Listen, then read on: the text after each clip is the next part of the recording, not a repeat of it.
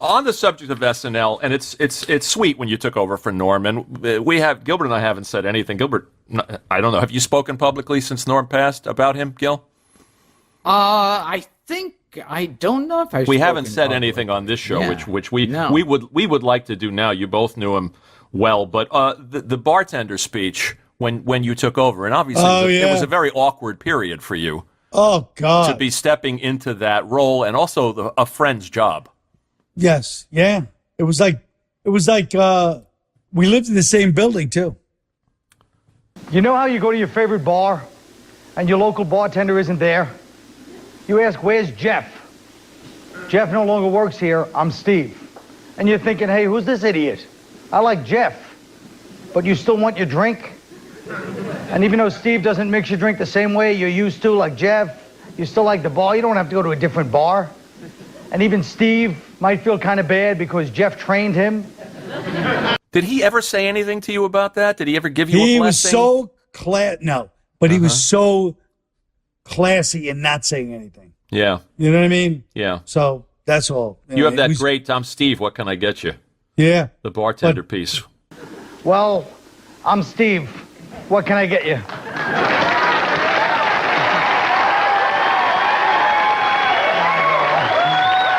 But I wish it would have stayed the way it was. But, you know, it is what it is. But, yeah, Norman's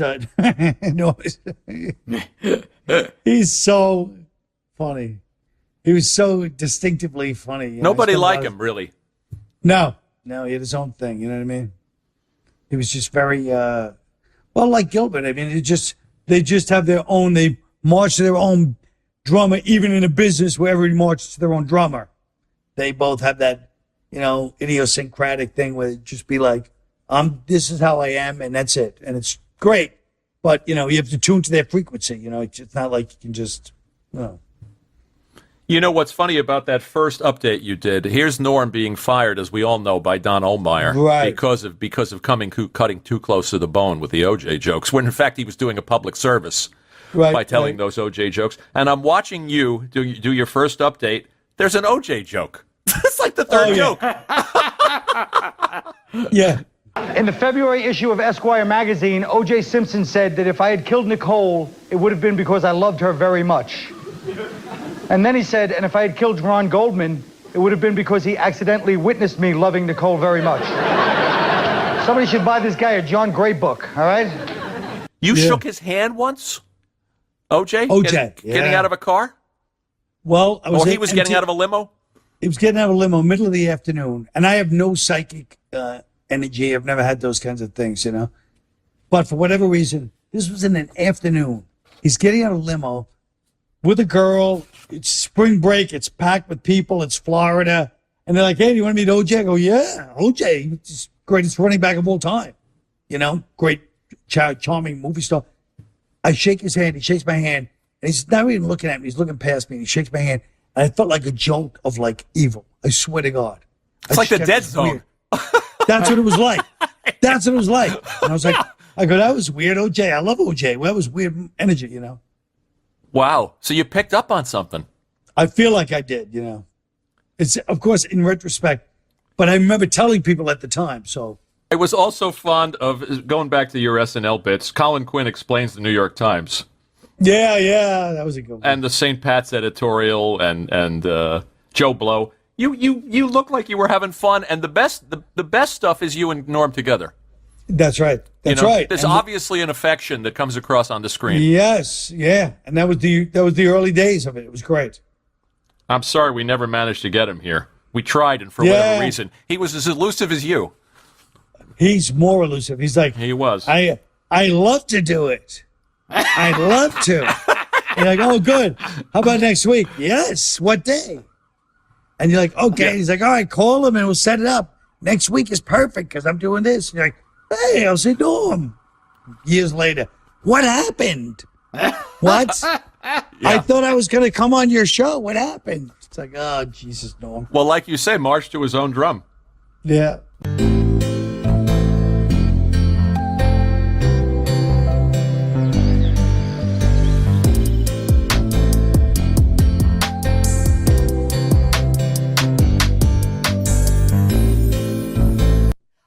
I remember meeting OJ at a party years ago, and it turns out he was a fan. Uh-oh. And he did an imitation of me, and to this day, I wish I had like that on film. Of Because it would be like Charles Manson doing an imitation. Yeah. Yeah. Obviously, a lot of entertaining celebrities, but Norm Macdonald used to come on our show in the early days, and those were, I thought, great television because we never knew what was happening, and it was always teetering on the edge of it was all about to blow up.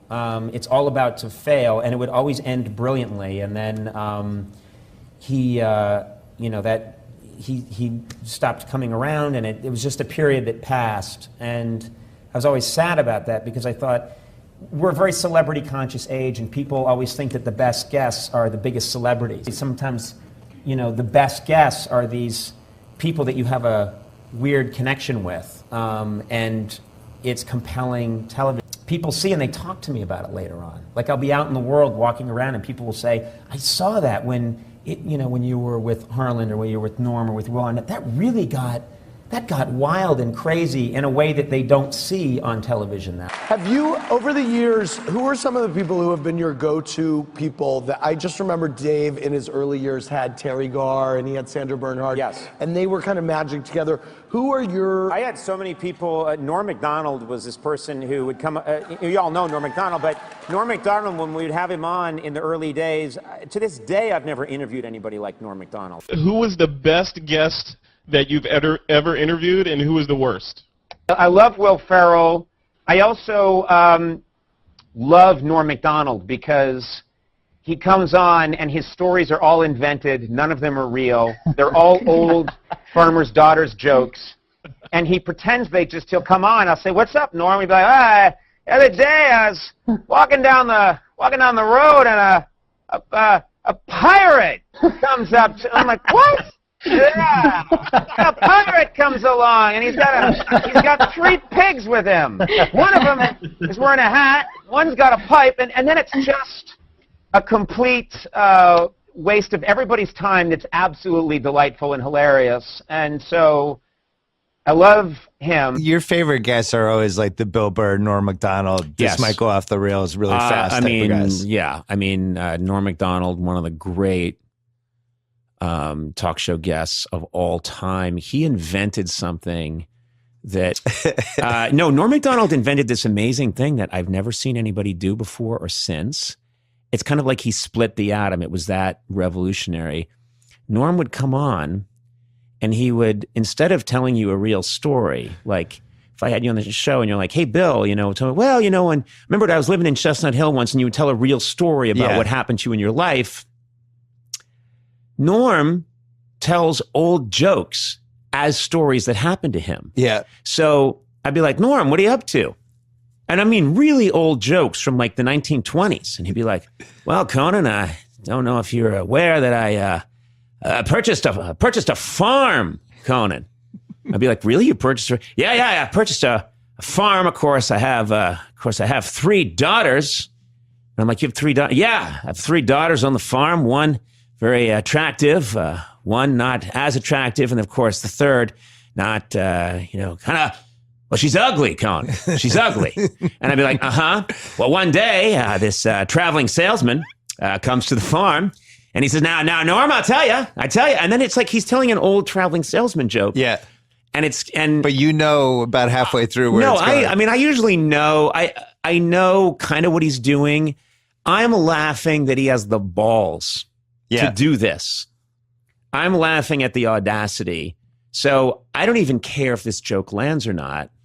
I'm laughing that he's committing to the fact that, no, he doesn't have a farm. He doesn't have 3 daughters. There's no traveling salesman.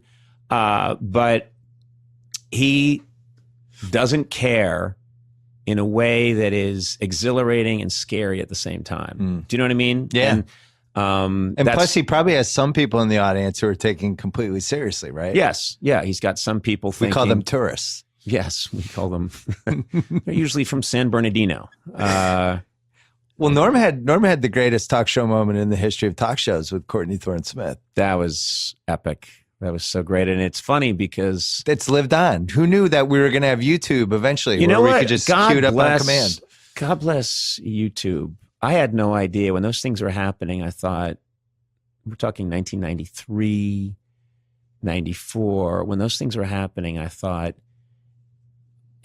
what did I know? I just thought if you were up and you saw it, that means you saw you saw an amazing thing happen. And if you, and then maybe if I get to stay on the air long enough, we'll have a 1-year anniversary show, and maybe you'll see it then. But if you're not there for that, it's gone. And now I meet people,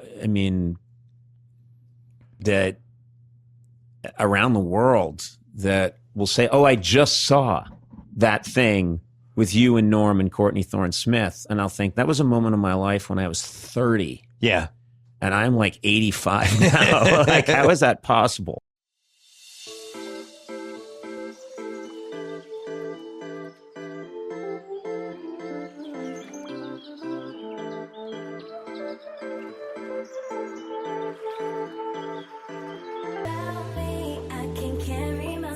But what's the movie going to be called? Really? I know what it's going to be called. Yeah, what's that? If it's got Carrot Top in it, you know what a good name for it would be? What's that, Norm? Box Office Poison. She's in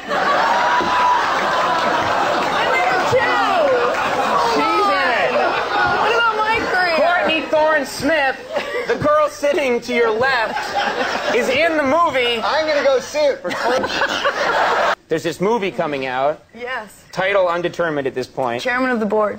Oh, all right. Do something with that, you freak. I bet the board is spelled B-O-R-E-D.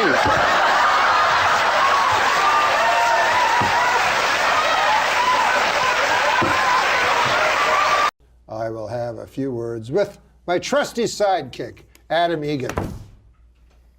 Hi, Norm. Why are you wearing a scarf? I've been bitten with the acting bug. You're acting? Yeah.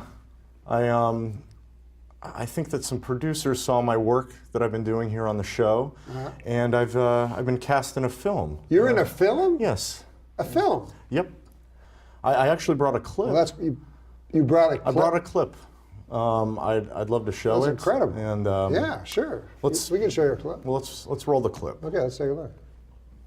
Yes. Oh, yeah. Oh, right there. Oh my God, that's a huge. Oh, right there. Adam, you spineless little jellyfish. That's the latest film I've been working on. It's called Cuckold Sessions #7. I've done several. I've done several since the break. Cuckold. A cuckold is a man whose wife is promiscuous to his face, and everybody knows it. Exactly. In this particular scene. And this is a genre of film? Yeah, a very popular genre. This is hardcore pornography. Oh yeah. It's hardcore pornography, but it's got a real following. We have I was just recognized for an award at the AVN Awards for best cuckold film, and in this particular scene, my wife is shaming me. Now, who plays your wife? Oh, my actual wife. That's Debbie? Yeah. You can't see her entire face. He's a pretty big guy. Wait a minute. There's an African-American man making love to your actual wife, Debbie. Yeah. While you sit Mandingo is his name. Mandingo. Hell of a guy. Real nice guy. Nice guy. Yeah, nice guy. So he has sex with your wife and ridicules you as he's doing it. Exactly. Well, it's a film. My motivation, I really get into the character. I've noticed I take a lot of time to get to know the character and really immerse myself in the role and think, how would I feel if my wife, let's say Debbie, for instance. Well, it is Debbie. Well, yes, but I mean, her character, yes, it's Who does Debbie. she play? Her name in this movie, I believe, is Ruby. That sounds a lot like Debbie. Oh, yes, but it's just a film. It's a film, Norm. I mean, this, No, I understand what Citizen Kane was only partially based on reality. Johnny Cockhammer, the gentleman. What? Johnny Cockhammer is the gentleman. Johnny Cockhammer. Cockhammer. It's two separate words, but the gentleman who directed this film, in the industry, they're referring to him as the Orson Welles of the cuckold genre as well. A real wonder kid. Now, I was just over to your place for a lovely dinner party. That was nice. It was nice to have you. We really appreciated that. It was just you, me, Debbie, and that Mandingo. Yeah. Yes. And now I know it's Mandingo. I spent the whole time trying to talk about 42, the movie 42. I didn't know what to do, but who was that? Was that other guy? Was that Johnny Cockhammer? Yes. The other guy that was there? Yes, Johnny Cockhammer. The guy who brought the brie. That brie. Delicious. Oh, suspicious. Well, I thought it was divine. It paired well with the Pinot Noir, I thought. So you're going to continue these? Oh, most definitely. They're calling me the Philip Seymour Hoffman of the genre. Well, hopefully you'll meet the same end.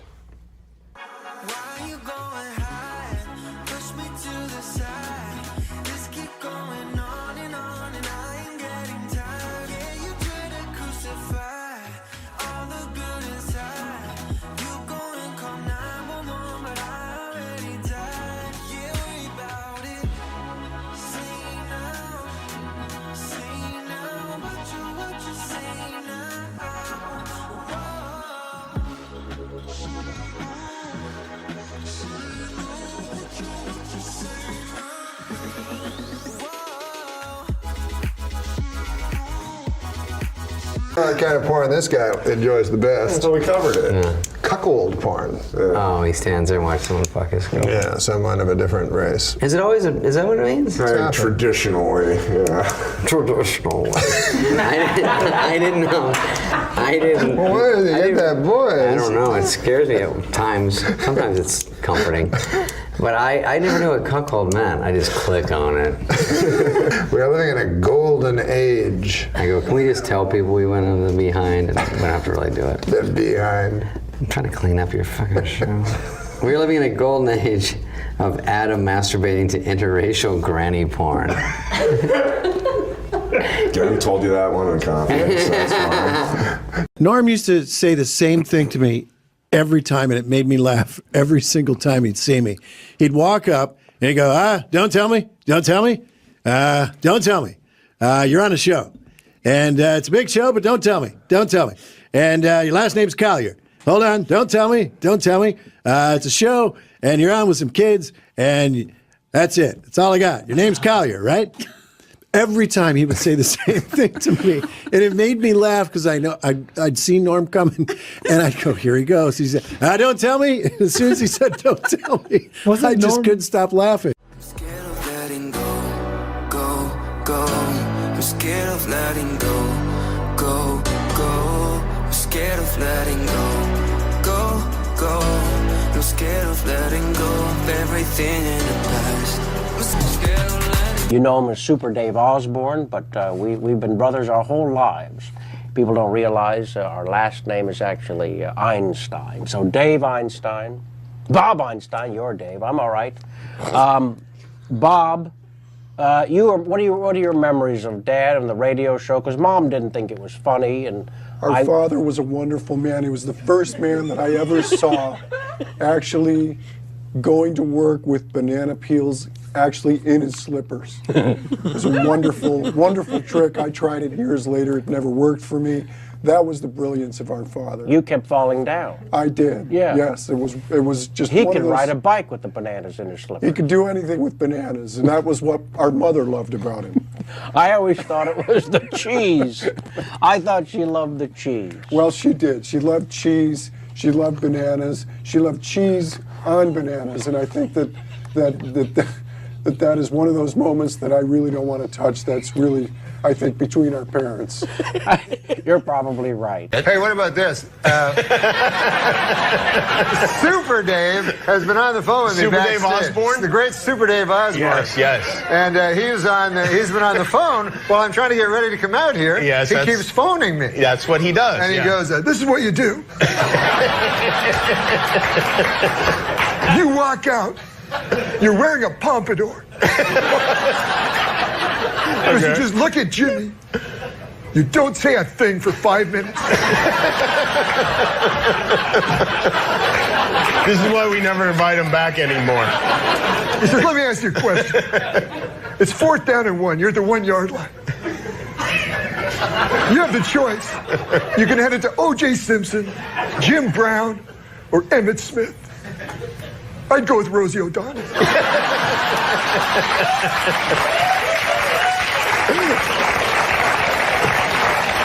Then you got Kirstie Alley in the hole and Wendy O. Williams behind her. Wendy O. Williams is the... Wendy O. Williams? He's a punk singer or something, right? No, I think he meant Wendy Williams. But he said, Wendy O. Williams is the lone second. I think he was a little confused. You want to do some jokes, David? Fuck, something, yeah. Well, here's a very, what do you call it? When a joke is just ripped from today's headlines. We have to explain how the joke is. Topical. After being drafted in the 7th round by the Rams, Michael Sam kissed his boyfriend. The celebration didn't end there because on ESPN2 there was full insertion. This is a joke. That's good. A Westchester parking enforcement officer stole $89,000 in quarters.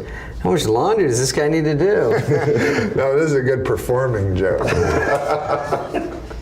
The man behind the voice of Tony the Tiger. Sadly, the man behind the voice of Tony the Tiger died at 64. His last words, I don't feel great. I gave it something. Yeah. Are these left over from when you did updates?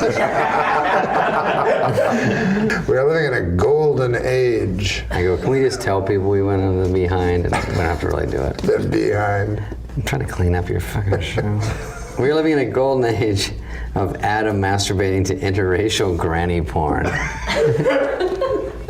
Jen told you that one in confidence. That's fine. To stop a pit bull attacking her daughter, a Texas man bit the dog. Well, that's an interesting story. A man bites a dog. It's not what I would call news.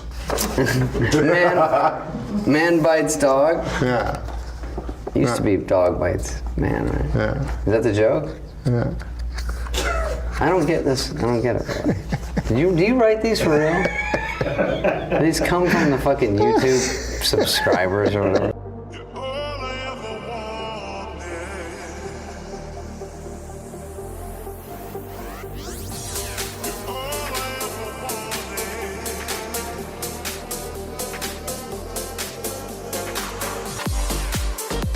Oh, you know the search for the Malaysian Airlines? Did you hear about the latest? I heard it was missing. Well, did you hear about the latest? No. Here, it's on this card. Oh, okay. The search continues. In related news, a plane was spotted by some cavemen in the year 365 BC. I don't totally get it. This back in time is the final joke. In my hand. Thank God. Are we getting a wrap up? I may not have book smarts, but you know what I have? Supermarket flyer smarts. You know where I got them?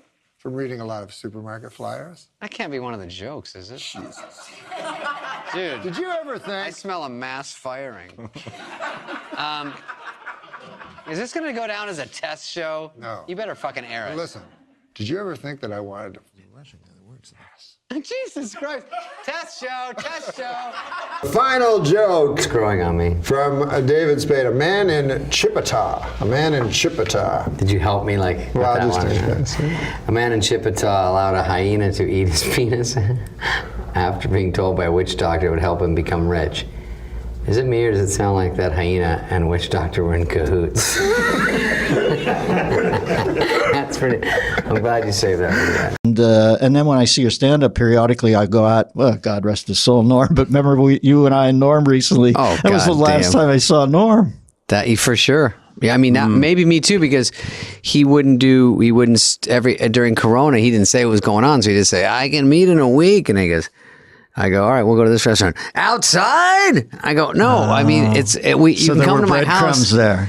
But we did this fucking gig, me and Dennis in Oklahoma. You guys played that big giant casino in Oklahoma? Yeah, right up an hour south of TriStar. Yeah. I think it's Did we called take a TriStar. plane or something? Yeah, all of us we together? just laughed so can you imagine us three idiots? Oh, yeah, you guys took, Norm, I remember you guys talking about this. So listen, I had a headache, Dennis, right? So my neck was all fucked up as per usual. So we're driving over there, and Norm goes, do you want anything? And he's clutching like a falcon. He's got like some prescription bottle. I go, oh, I think I'm all right. And he goes, do you want fentanyl? I go, fentanyl? And That's very Norm. I go, isn't that the one everyone ODs on? He goes, yeah, but you just dose. You don't overdose. I go, oh, okay. I mean, that kind of makes sense. Was he kidding, or I don't was know. it real? That's you can't tell with Norm was like Andy Kaufman if he could have written jokes. You know, it wasn't all. Unless I loved Andy, but it was theater pieces. Norm was like that. Yeah, but he had such weirdo an with agile. jokes. Yeah. You know, the first time I heard about Norm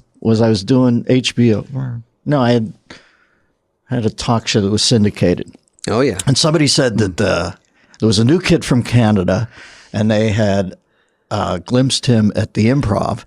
And I said, well, he said, his name's Norm MacDonald. I think it was Eddie Feldman told me this. And I said, well, tell me, what's he like? And he said, I just remember one joke. Remember, he used to do that great joke about, I feel sorry for the homeless guy, but I really feel sorry for the homeless guy's dog, because, you know, the dog's thinking, this is the longest fucking walk. I mean, do we go in anywhere? Because I could do this on my own. I laughed so hard at that joke. Yeah. I'm trying to be a better person now. You ever try to do that? I give a guy some money out there, a homeless guy in the street, and this is a kind of odd thing. He had a dog with him. You ever see this? He's a homeless guy, but he's got a dog. That kind of odd there. Guy got no home, you know, but he's got a dog. Yeah. And the dog's really thrilled with this idea, you know. Dog's going, hey, pal, I can do this by myself very well here, you know. The longest walk in the world you got me on here. What the hell? What the hell kind of a thing? What the deuce? That's one of his best ones. I say, well, see if he wants a gig if he's new in town. So they call Norm, and you know how they always say, put together a packet.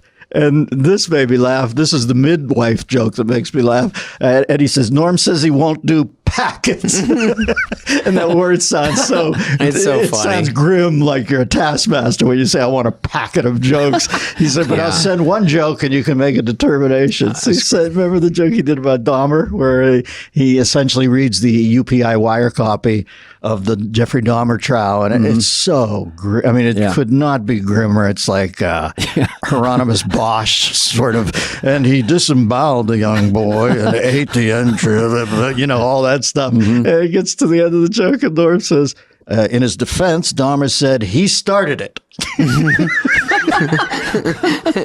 It's So, such a Norm. hire him on the spot. Hired him on the spot. Yeah.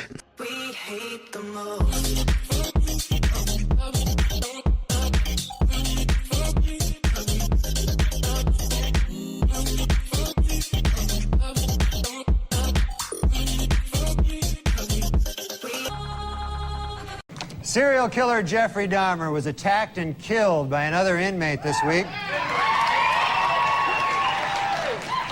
Just before the fight, Dahmer threatened, hey, don't mess with me, pal. I used to eat guys like you for breakfast.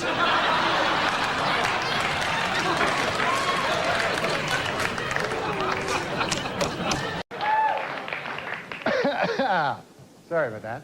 And with the Pope in New York City, some of the New York City's greediest and most heartless con men are getting rich selling fake tickets to the Mass in Central Park. Don't I know it? Look at all, look here. Look at all this. Oh, yeah. And in Polk City, Florida, a man had his stolen car returned, but the cremated remains of his father, I say the cremated remains of his father, are still missing. Don't I know it? Oh, yeah. That's right.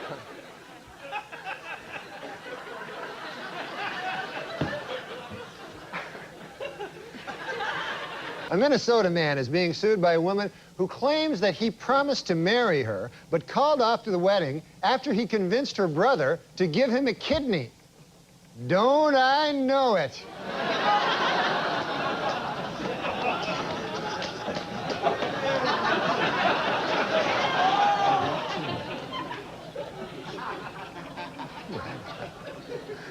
A study says that pot use in high school is up sharply. Don't I know it? Oh, yeah. I'm joking. And, I don't really sell drugs to children. And now...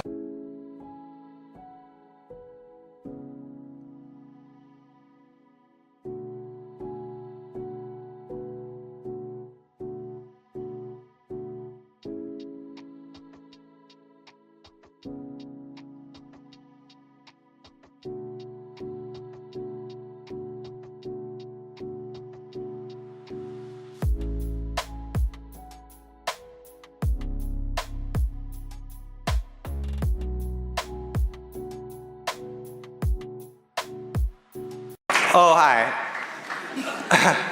I just wanted to say that my father loved dogs, and he loved the second annual HCA Award.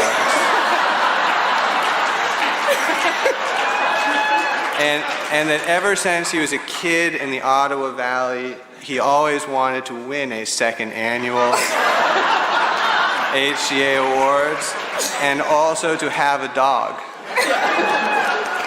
Thank you. I would like to say to Eugene Levy that there's no reason to be ashamed of your son. My son only this morning punched me in the chest really hard.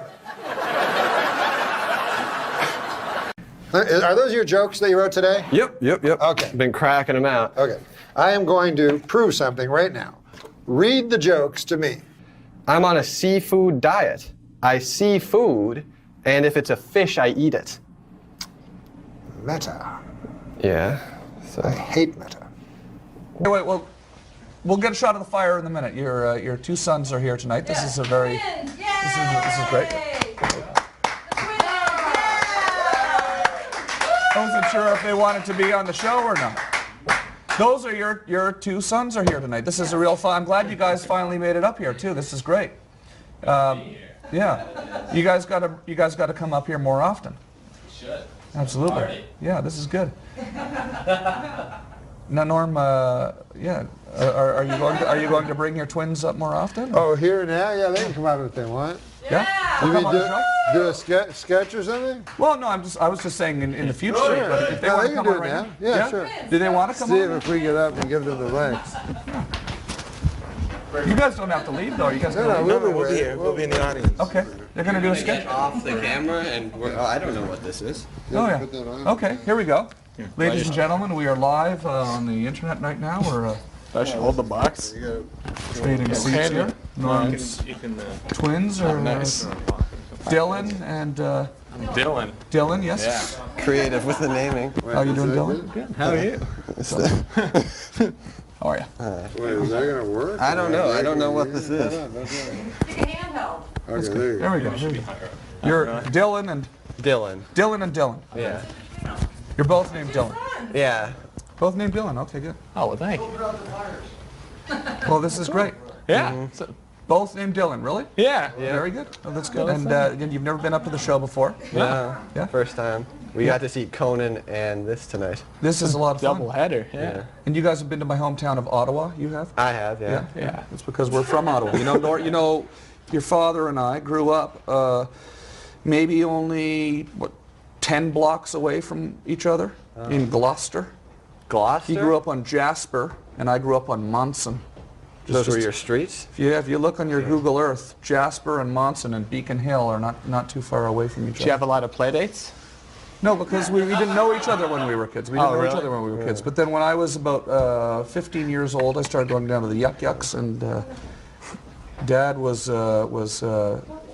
coming through the Yuck Yucks all the time on stage, and I was a huge fan. And now we're here hanging out. This is a nice little connection here, right? This is, you know, What? yeah. Introduce yourself. Your sons are here. We all grew up in the same neighborhood. I mean, this is, Where should I go? you guys come sit.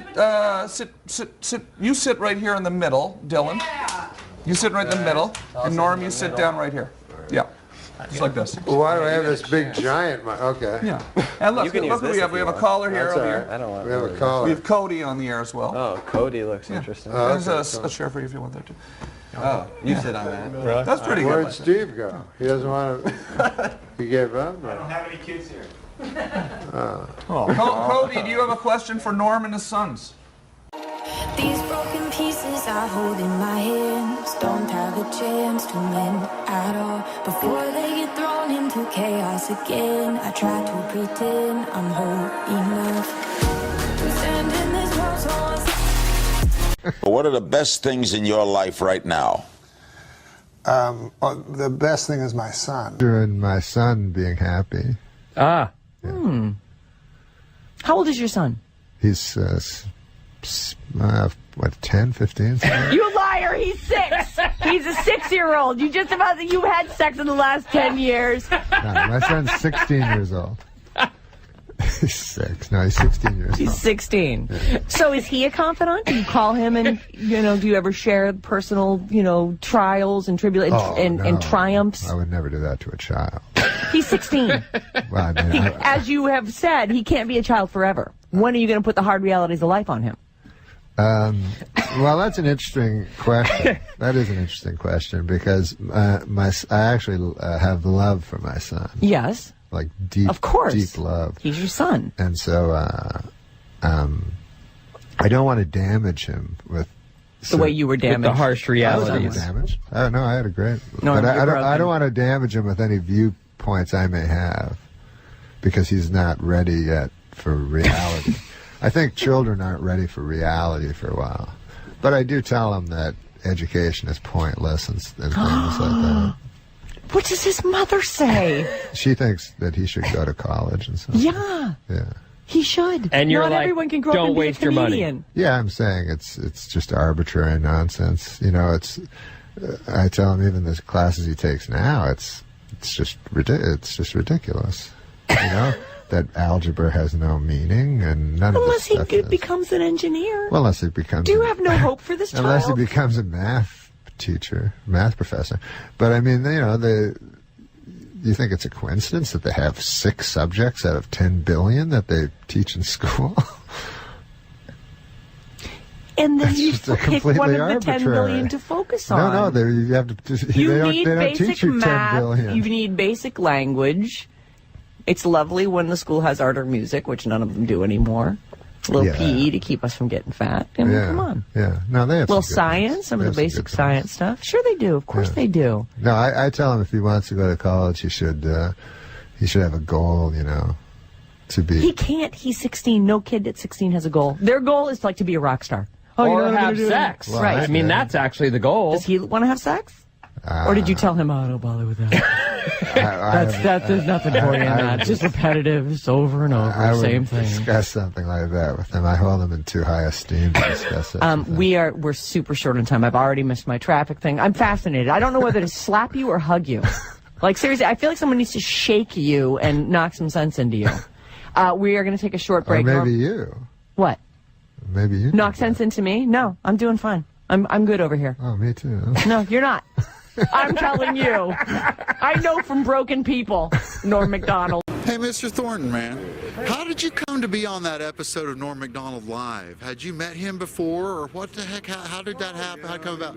Yeah, I've known Norm over the years. Sure, yeah. Nice guy. He's my favorite comic. You're one of my favorite actors. I got to tell you, Norm is hilarious. It's hard to beat Norm. You did that big arena tour, didn't you? I did the me and Sandler and Spade, Schneider, Norm MacDonald, and How funny is Norm MacDonald? Oh, he's amazing. Ah, what? Who's the funniest out of that group? Like I don't know. Can I speak from the outside? It's weird because like one night it's him, one night it's that's this thing, but that's an all-star lineup right there. And Norm MacDonald is a funny motherfucker, dude. Yeah, I just watch. I don't watch comedy. I just watch clips of Norm MacDonald. Yeah, that's all I like. Yeah, I like Norm. He's the best. Yeah, Norm does it for me. I haven't seen the show. I saw a couple episodes. It was pretty good. Of the I used to love Netflix that show? podcast. It's the same thing, basically. Yeah. Yeah. But there's a magic to that podcast because it came out of nowhere. Right. You're just not expecting Norm to It's the have best a platform. podcast ever. That first season of the Norm MacDonald podcast was... Yeah, it's the best podcast ever. That's number 1. Cumtown number 2. Rad Dude Cast number 3. This is you may get annoyed at this, but this one time I was listening to a bunch of old clips of Norm MacDonald, and Norm was talking about the Death Squad. Have you heard that? He talks about me a lot. It is so fucking But it's funny. weird. It's really so strange. It's funny. like, why the fuck does Norm MacDonald? Because he was like, Death Squad. It sounds like a fucking group of fist fighters, not a comedy crew. You're like, what? He is so hilarious. It's interesting. Here's what it is, though, to me. He did a Death Squad show also. So Well, he's talking shit because he likes it, right? He likes to mock things. You only mock things as a comedian that you enjoy. Like when we shit on each other, we joke around about each other's shit. It's only because we fucking enjoy each other. Otherwise, there's no way to really know if you get along with someone if you can't joke around. And I think he does that because he recognizes it. But it's like, from a distance, someone could be like, dude, he hates those guys. It's like, the fact that he knows it is even more important. To me, it's like, that's fucking incredible. Yeah, it's funny. I had a show. I did a Death Squad show in Denver at the Comedy Works, and Such a good club. He was there like the following day, but he came early, and he was just checking out the show, and it was right before we were about to start. And I'm like, he's like, hey, what's going on here? And I'm like, hey, if you want to jump on the show, he's like, what is it? He's like, so it's Death Squad show. And he goes, what the? But he used to do it when I first told him about it. So like, Death I think that sound like a comedy He's so crew. hilarious. Yeah. No, I better not say that. Say it. Don't not say it. Don't not say it. The name of this episode is going to be Don't Not Say It. Okay. Come on. One of the most funniest things about, this is so mean, but one of the funniest things about Norm is like he really helped me out with my hygiene, hair hygiene. Yeah. Because that night when I was like talking to him, I look over to him and he had like literally a black like it looked like a bush, like a woman's 70s bush coming out of his ear hair. He had a pussy ear? And it freaked me out. So that night I went home to one of those like hotel mirrors that's really close up. Right. I look and I had like 2 of them. I'm like, oh my God, no one told me about this. And so now I've always wanted to like tell him like, hey, him that he man, was the inspiration? you got like a quarter-sized bush hanging. Well, now I hope he sees this and hears this. I feel bad. Yeah, the Death Squad guy says I got a lot of ear hair. Fuck him. But man. wouldn't you want somebody to tell you? Honestly, dude, most of us probably want somebody to tell us, but for the most part, we're so embarrassed about these shortcomings that you're like, please don't let me know about that fucking shit. So now I'm freaked out about that and nose hairs. That's funny. Who gives a fuck? Right. If a comedian can't take a joke about that shit, I mean, we're in deep shit. Have you met Norm MacDonald before? I got to work with Norm, and I guess I mean I hope he doesn't mind if I tell him because this is a very endearing. Last Comic Standing. No, I did. Right. I did the That was season before. Okay. But I got to work with him one week, and we. What did you do? Oh man, I watched every single set he did, and it was so cool. And we actually got. You know what? I already got into the story, so I got to tell. But let's hear it. Yeah, that's fine. He wanted to get high. Yeah. And so I was like, okay, I don't really get high before shows, but afterwards, cool. And Sure. he's like, no, now. Well, when Norm MacDonald says now, right? You say yes. Yeah. Correct. And he goes and hands me the joint, and I was like, okay. And then he hands it back for a second hit, and I was like, no thanks. And he goes, what's your problem? And I go, well, I'm just worried I'm going to repeat a joke, and I still have to go up and bring you up because the opener was on, right? And I was hosting, so I still have to go up there and bring you up. And I just don't. I already did some jokes earlier, and I just don't want to tell the same joke again. And he goes, that's insane. You're an idiot. Smoke this. And so I smoked it, and then we go inside, and I'm so high. I go, I'm just going to bring you up. I'm not going to do any time. I'm just going to bring you up. And he's like, no, do a couple minutes. And I go, no, please just let me just bring you up. And he goes, no, do 5 minutes. This guy's doing really well. Give me, take a little, do a little time in between. you need a little buffer between comments. Yeah. Right. I said, okay. So I went up there and I was so high, I was like, I don't even remember what I said in the first half of my set, so I'm just going to tell jokes that I haven't told in years.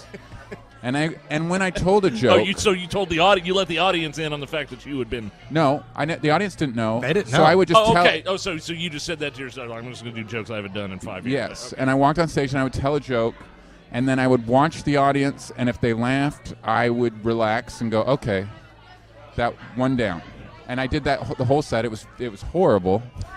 I was so stressed out, and then I just said, ladies and gentlemen, Norm MacDonald.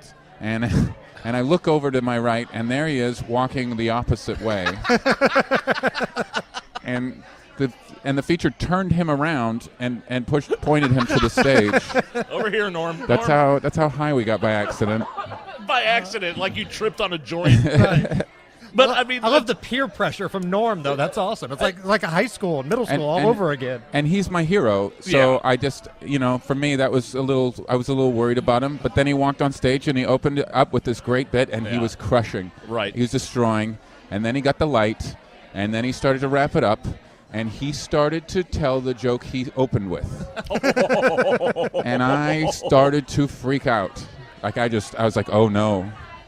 Oh no. Yeah. And the audience thought it was a joke. They Yeah. thought he was being Norm. Sure.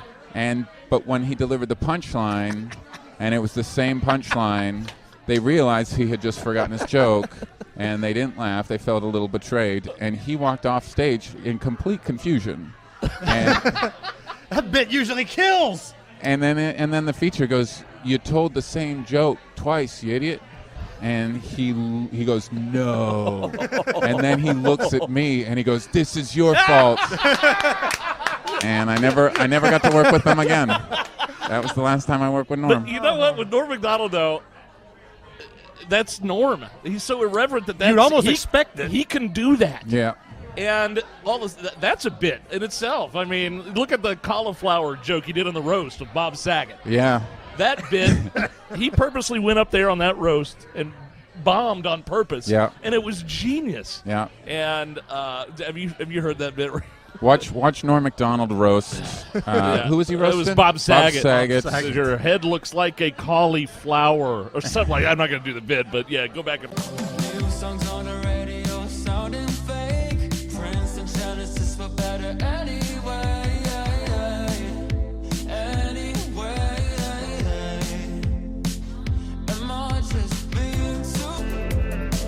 Your favorite guests are always like the Bill Burr, Norm MacDonald. This Yes. might go off the rails really fast. I type of mean, guys. yeah. I mean, Norm MacDonald, one of the great talk show guests of all time. He invented something that no, Norm MacDonald invented this amazing thing that I've never seen anybody do before or since.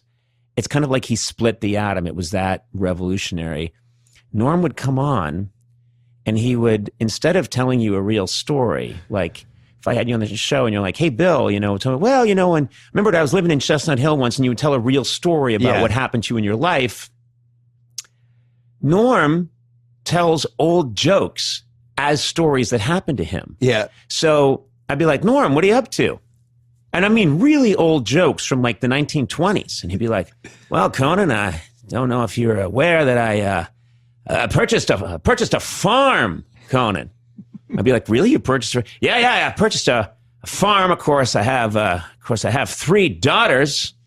And I'm like, you have 3 daughters? Yeah, I have 3 daughters on the farm. One very attractive, one not as attractive, and of course the third not, kind of.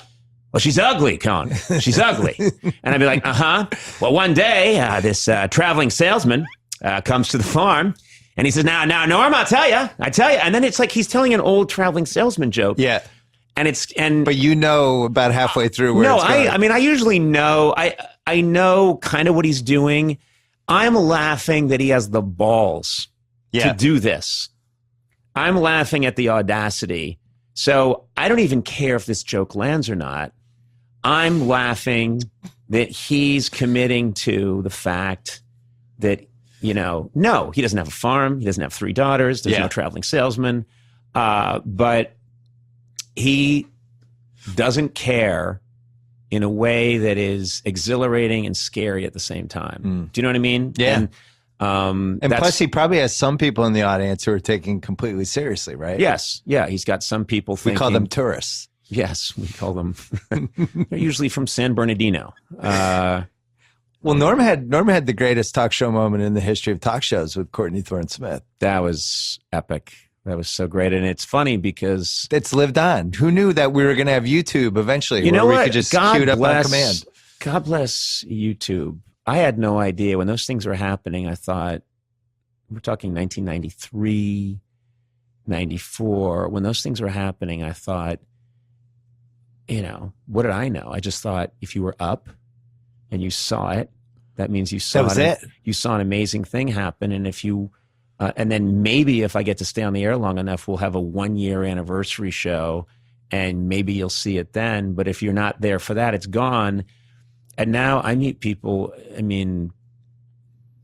that around the world that will say, oh, I just saw that thing with you and Norm and Courtney Thorne Smith. And I'll think, that was a moment of my life when I was 30. Yeah. And I'm like 85 now. Like, how is that possible? And since I've gained it, I sweat like a you sweat like a whore in church. I don't mean to be what? I don't mean to be filthy, but a whore in church. Yeah, she's nervous, so she sweats because sweating like a Chris Dorner in a Big Bear cabin. Okay, come on. Well, I'm just that's racist. Oh, good morning, whores. Listen, Mary. Let me talk to the whore. Is she around? Who? The whore. I think her name was Leeka or Lisi or something. It was one of them weird names. I want to kill Leisha. Well, she better be careful then. Hey, wait a minute. Leisha, that's the whore. No, you can't kill her. Listen, Margaret, put on the whore. No, I thought she was a whore. I could have got my nose bit off by a Saigon whore. Got some news for you, whore. I'm packing up and moving out of this dump. I'm fine. Broads like you are a dime a dozen. I'll see you in hell, baby. That's still cute? Mm-hmm. Did I say baby? I meant dirty whore.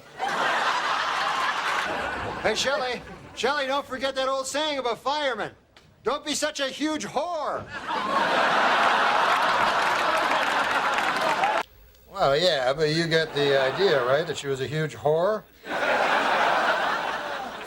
Yes, I got that.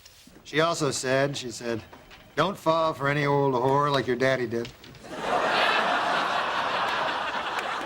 Well, Lori, I mean, you have to admit, you come off a bit of a whore in this whole thing. Hey, well, don't forget your huge collection of Mardi Gras beads, whore. Who do you love? Kevin. Kevin, you gold-digging whore! Look, Taylor, I don't think you understand. You're a huge whore. Which just goes to show you, Madonna's a whore. And in the worst job category, last year's winner, crack whore,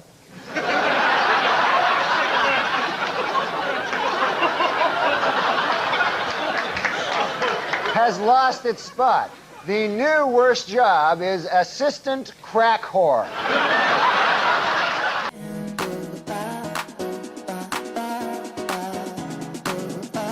Connected to our senses.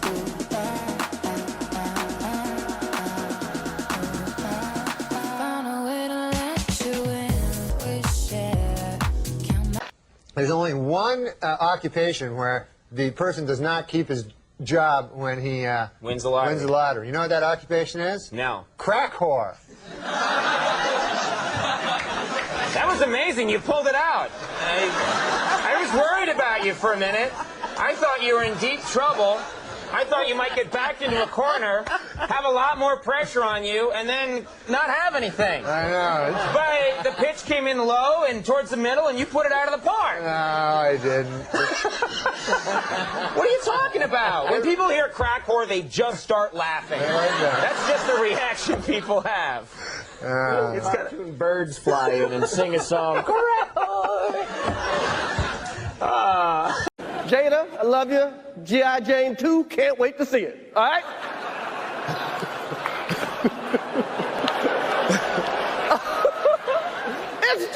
that was a nice one. Okay.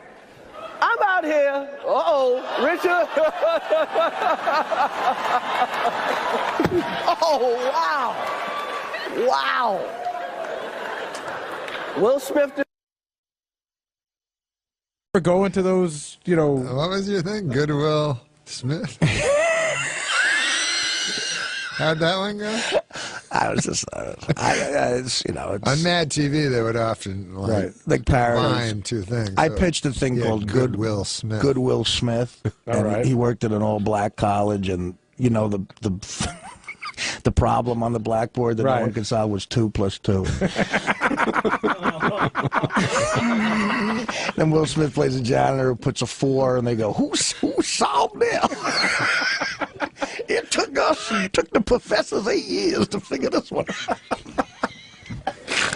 They rejected it. They said it was like racist. I'm scared of letting go, go, go. I'm scared of letting go, go, go. I'm scared of letting go, go, go. I'm scared of letting go of everything in the past. I'm scared of letting go.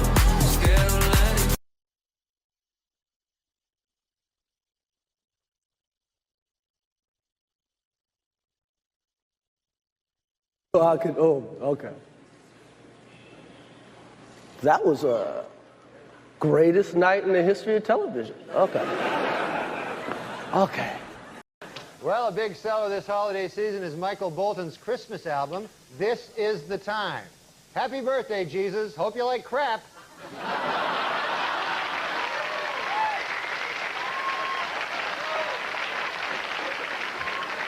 Norm, I think, has one of the best lines that probably I only appreciate on network TV history when he was hosting SNL, and he was talking about the new Michael Bolton Christmas album. Do you remember the line, Norm?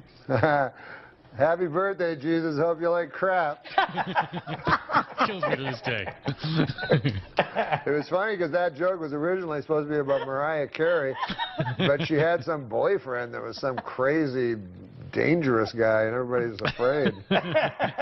And you figured in an alley you could take a Michael Bolton. Yeah, exactly. Although I think Bolton kind of made amends a little bit by appearing in that recent SNL skit. Hysterical. He's Oh, hysterical. that was hilarious. Yeah, that was hilarious. That was good. And he has a great voice. He does. I didn't know. And the song was kind of catchy. The SNL song was pretty good. Yeah, yeah. In stock market news this week, April's 3 biggest losers were Cantab Pharmaceuticals, Champion Enterprises, and Crapco, which manufactures crap. And also crap-related items, most recently Mariah Carey's Christmas album. They were...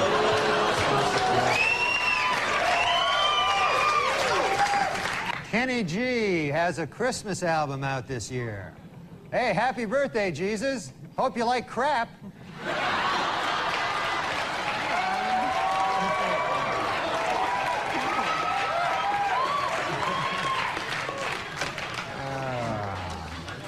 Well, I don't know. Playing in a music store in New York this week, Kenny G set a world record by holding a saxophone note for 45 minutes. While he did warn spectators that it would be quite boring, it should be noted that it is every bit as boring to hear Kenny G play different saxophone notes for 45 minutes. This week, CBS aired the Martha Stewart Christmas special, in which she demonstrated that with an old soup can, some used tea bags, some string, and some sparkles, you can make a useless piece of crap.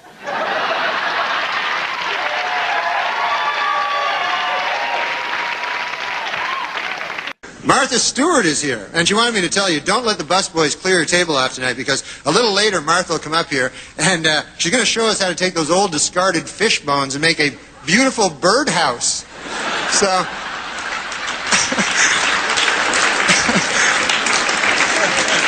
That's nice.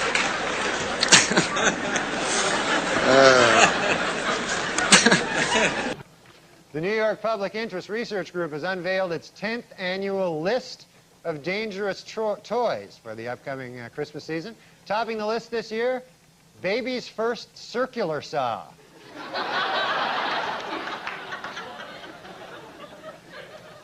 Well, the annual list of most dangerous holiday toys is out. Number 1 this year, Mattel's Eye Poker Outer.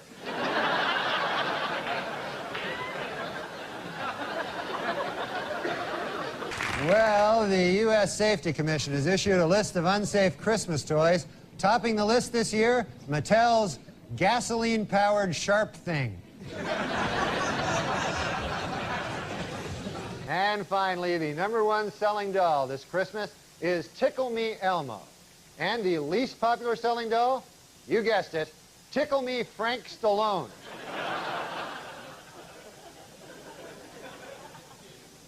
Jesus.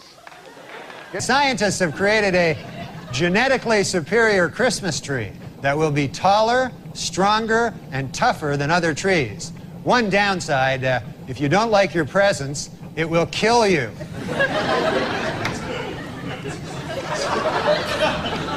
It's a hell of a downside there. And finally, this Christmas, Santa Claus will be starting a new look at up-to-date shopping malls around the country. They will now feature black Santas, Asian Santas, Hispanic Santas, and even Middle Eastern Santas. It is all part of a program to make little children cry. And finally, next week, Christians everywhere will be celebrating Christmas, or, as people born on December the 25th call it, screwed out of a present day.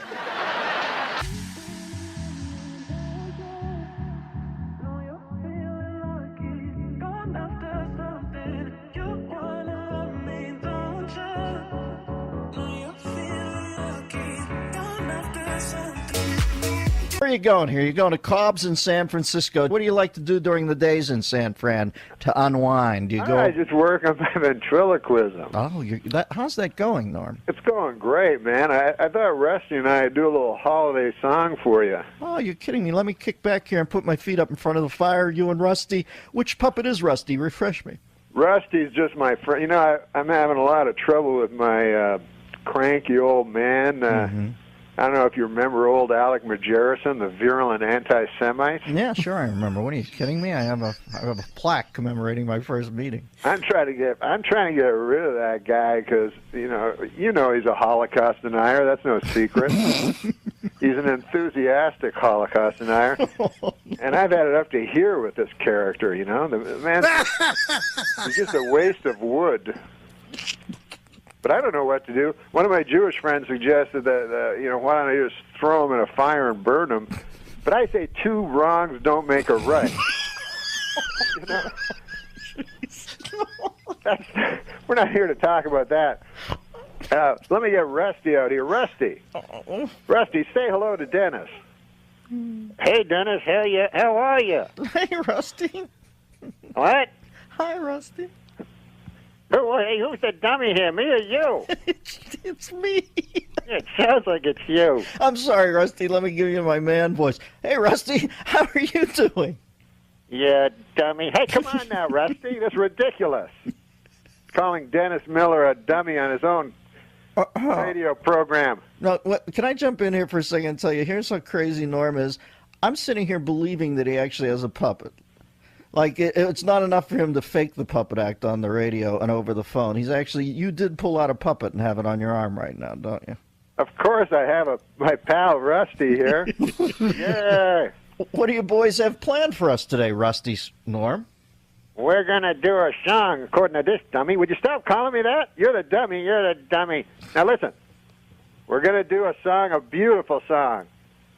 Why? By the way, Rusty, what are you doing for Christmas? Are you going to see your family? Oh, sure. In my family tree, it's an actual tree. Okay, now that's just ridiculous. You're actually overlapping dialogue here, Norm. You're not even putting a second between you and the puppet's voice. Now, Rusty, are you ready to sing that song with me? Sure. There you go. Okay, I'll start. Here we go. Rudolph the red-nosed reindeer had a very shiny nose. And if you ever saw him, you would say that he was a drunk. Hey, come on! Well, that's ridiculous. What the? Come on now, don't ruin this. This is a classic. I'm sorry. All right, now let's continue. Then one foggy Christmas Eve, Santa came to town. Rudolph, with your nose so bright, have you been drinking some bathtub gin? What? Okay, now that's enough. That's way beyond the pale. Stop it, Rusty. Stop. I wish you'd kick the bucket. Like what? Kick the bucket. What are you talking about? You said tail. Bucket. It's a synonym. Okay, all right. Yeah, that's right. Okay, now that's ridiculous. You're the dummy. Okay. Stop. I'm sorry, Dennis. This is going nowhere. This is ridiculous. I apologize for Rusty. I can't go on with this. This is just an abuse to the whole idea. All right. Now, what separates Rusty's old man voice from the old Holocaust denier's voice? Give me that voice. You don't want to hear from him, do you? Well, I know Rusty's just whetted the palate for a little more puppetry. I swore I'd never use this guy. It's like the Stones doing "Sympathy for the Devil" after Altamont. There we never go. thought I'd Alec, see you play it. Alec, how are you? Mm-hmm. I'm okay, I guess. Yeah, I suppose. What do you think of this Christmas? What do I think of it? I'm not going to celebrate no holiday where a bunch of bearded New Yorkers killed our savior. Hey, come on now. You're going back in the case. I'm sorry, Dennis. Oh, no. You didn't quite have control of the posse today, but I realize it's the holidays are amongst us, and that they're a little petulant this time of year. I can never keep these guys under control. Norm, you are an absolute wild man. Now, as an old-timey broadcaster, do you have other old-timey broadcaster friends? Well, they did. And then Mike Wallace was a great friend. I love Mike. He did me on 60 Minutes, and it was really great. They were very laudatory. And he said to me, "We were so good to you, I'm going to kill the next three guys we do." Mike was a grand guy. I said, he had dementia at the end. That's funny to you. You know, McDonald, I want to tell you. No, it's a very odd thing to say. If you're looking to broaden your horizons, I don't think it's wise to laugh at someone who had dementia. I'm not laughing at that. I'm laughing that you said. He was the best. You just said. I loved him. Mike Wallace was a great guy. He had dementia at the end. He was sad that he had. You didn't Why say is it that was sad. funny? You said it as if that's what made him a great guy, was his raging dementia. You're not hearing things well. No. So how You're not did hearing you, things so well. how did you, I made a face like it was sad. Not that he was great because of dementia. No, but how did you know he had dementia? Well, yeah, I'll tell you how I knew. I went to his apartment in New York. He took my hand and he said, "You came to see me. You came to see, I can't believe that you came to see me." And then 10 minutes later, "You came to see me." And the amazing thing is, Carl Reiner said to me, Did he hold your hand too? Yeah, he goes like this. "The only problem I have is short-term memory loss. The only problem I have is short-term memory loss." It must be especially... It was a joke about a guy because it was such a good story. There's a guy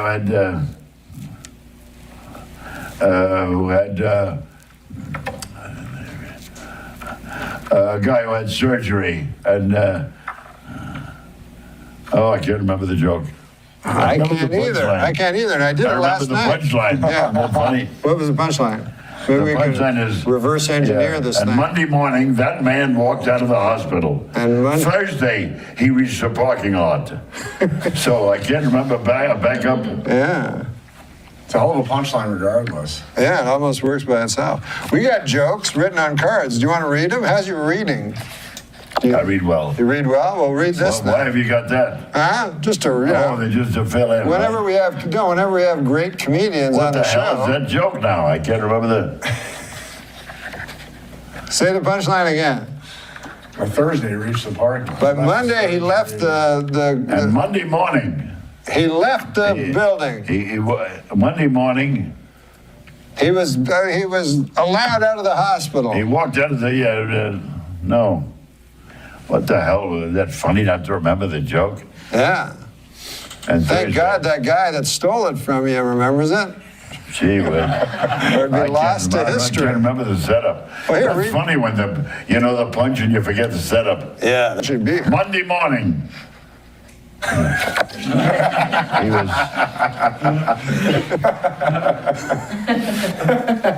Thought you had a stroke for a second. He was in the hospital. Yeah. Yeah.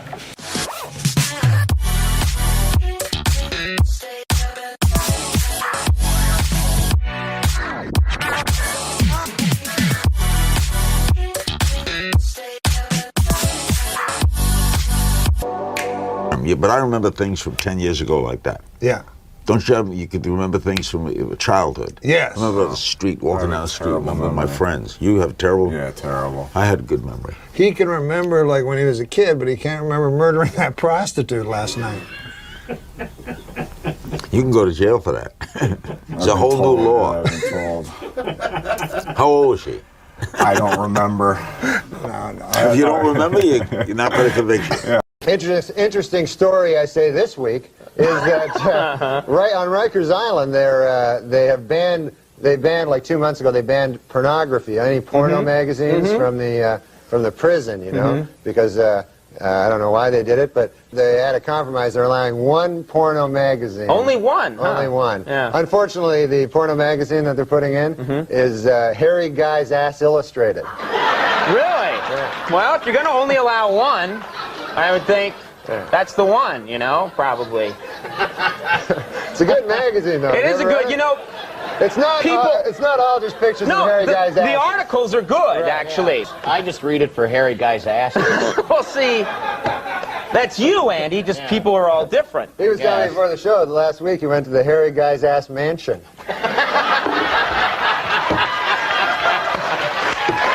was great. Why didn't you? Andy has all the fun. He gets to all the big celebrity parties. Right. Him and Jimmy Kahn.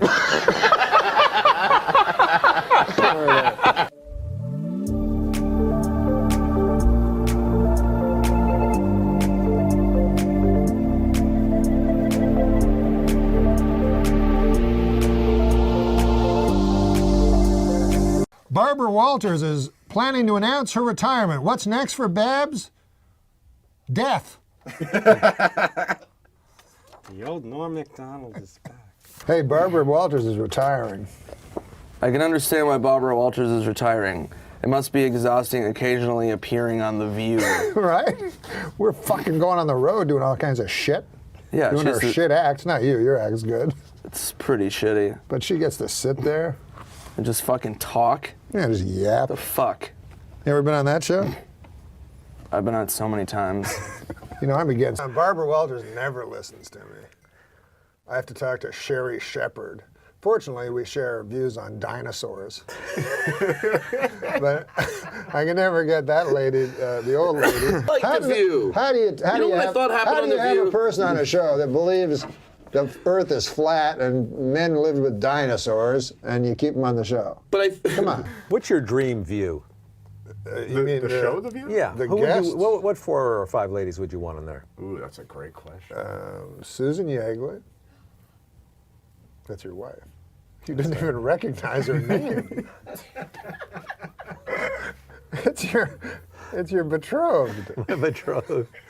No, I recognize the name. No, I would like to see. Who do I like on that show? That's good coffee. Joy Behar reminds me. You know what? You know how old Joy Behar is? Well, I don't think she wants you to tell everybody. It's in her Wikipedia. Oh, she's, I think, a lot older than I thought. 70. Yeah. That sounds, she looks great. That sounds about right to me. 70? No, I didn't think of her as 70. Jesus Christ Almighty! When did she break? 50? I like her. I like her too. She reminds me. She reminds me of like your old aunt or something. Yeah. With her funny opinions. You know what I mean? The View is a bunch of fucking. What kind of henhouse horse shit is that? Oh, I saw one in the bathroom. I went to use the bathroom. Oh, I threw some in the garbage. Don't tell people that. That you threw all the racist ones away. And then one other one that was about The View. because it was. Did you go through the garbage and find the old joke? When there's a joke, it just it was in the garbage, and there was one. Yeah. I just went. It was I don't do clean. It view was jokes. sitting on top of paper towels. So I pulled it out.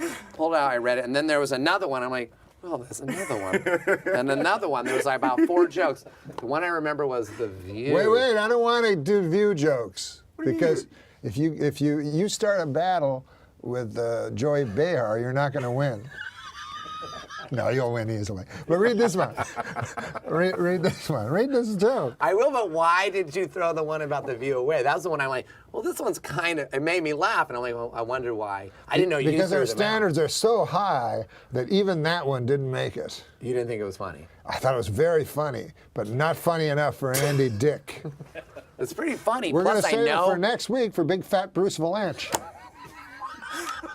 you're allowed to say that because you're fat. that. He's allowed to. No, I'm a fat guy like him. But he's allowed to. Like, you probably are afraid of Joy Behar, aren't you? Who wouldn't be? She's a little bit of a firecracker. Terrifying. She's funny. Yeah. She reminds me of like your aunt that tells jokes at the fucking Thanksgiving. I'm going to table. go get that joke because Because the way they wrote it was pretty funny. Oh, maybe you should tell a joke.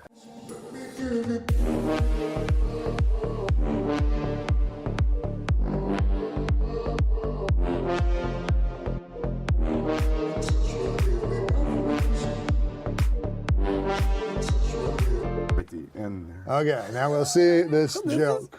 This Made is me a laugh joke. again out loud. This just is reading this it show. to myself. This show is so high quality that we take jokes from the dustbins.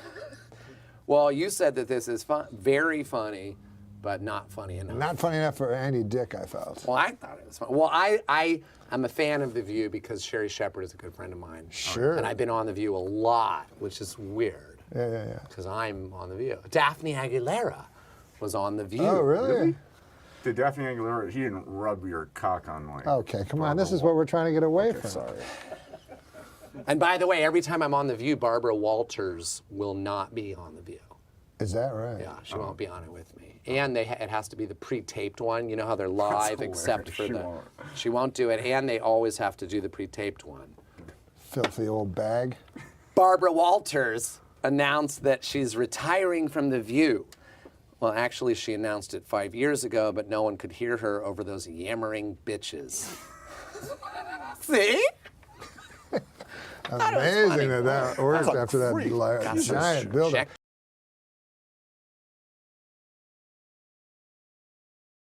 Well, you gained weight. gained a lot of weight, so did you. I gained 45 pounds. I was going to say something, actually. Why? Well, I thought you'd been gaining some weight. Yeah, I gained 45 pounds. Are you okay? Yeah, what's going on? I'm doing it for a movie. For what role? What's the role? What are you playing, Jackie Gleason? What do you mean? It's not a particular movie. I just think they always need a fat guy in a movie. You're doing hard. You're paying it forward, yeah. Hey, listen, have you noticed my enormous weight gain? I've gained 45 pounds. You know why I started to gain the weight, I told you. I don't remember. I'm up 45 pounds, and it was for a role in a movie. That's right, it was. Anyways, whatever. What was the role for again? It wasn't a particular role, but I figured they always need a big fat guy in a movie. Turns out they don't. They have plenty of fat guys that are much more experienced at acting and at being a fat guy than I am. I thought we were going to be doing a bit where you're like a Jerry Lewis? Jiminy Glick character. Yeah, no, I'm fat. What happened? Fried chicken and gravy. Let me tell you something. I thought it was funny. Your heart could... I thought gaining a lot of weight would be funny. And also, I started out, I was doing it for a role, Andy. Right. I'm serious. No. I'm serious. I was doing it for a role. Well, there wasn't a specific role, but people are always looking for a fat guy. I'm telling you, my manager, my landlord rather, he managed to get rid of 230 pounds of ugly fat. He evicted me. What? Here, read this. I thought you... No, read this. I want to read that one again. Here, read that. Sure, we all know about Norm's astonishing weight gain, but I think it's become a bit wearisome. So let's agree to stop having fun at his expense. Say what you want about how huge and fat my head has gotten, but who'll forget it. Try iron. You know, my clothes, Larry, make me look slimmer, but they did not fool that flight of stairs that collapsed under my astonishing new girth. Papa, what do you call that? Papa John's? Oh, okay. A Papa John's delivery man has been arrested for allegedly selling more than $40,000 in cocaine hidden in pizza boxes. Jesus. To undercover police officers. This raises an important question. Where is all that pizza that was supposed to go in those boxes? Can I have them to eat? I'm a big fat guy. Well, I'm fat. I'm so fat when I get my shoe shined, I have to take the boot black's word for it. You haven't seen your penis in 3 weeks. I'm keeping it clean. Jesus Christ. Well, is that what fat people say? My penis? This is where most of my weight goes. Straight to whatever the fuck this is. I'm going to find a really good joke. You guys talk, and I'll find a good joke to So, end. Adam, is it hard to not drink? You know you've gained too much weight, by the way, when your chair guy refuses to work with you anymore. But go ahead. When you had your heart attack, you weighed 195. Now you probably weigh about 175. 161. 161. And what are you, 5'10"? 5'10 and a half. 161. So you're probably no body fat. Oh, I have a little bit in the rim here. Yeah, I got more than that. My legs, my goddamn arms jowls. are thin. My arms are thin. I used to have jowls. I don't have jowls. I have more chins than How old are you? Huh? How old are you? I say I'll be 50 in October.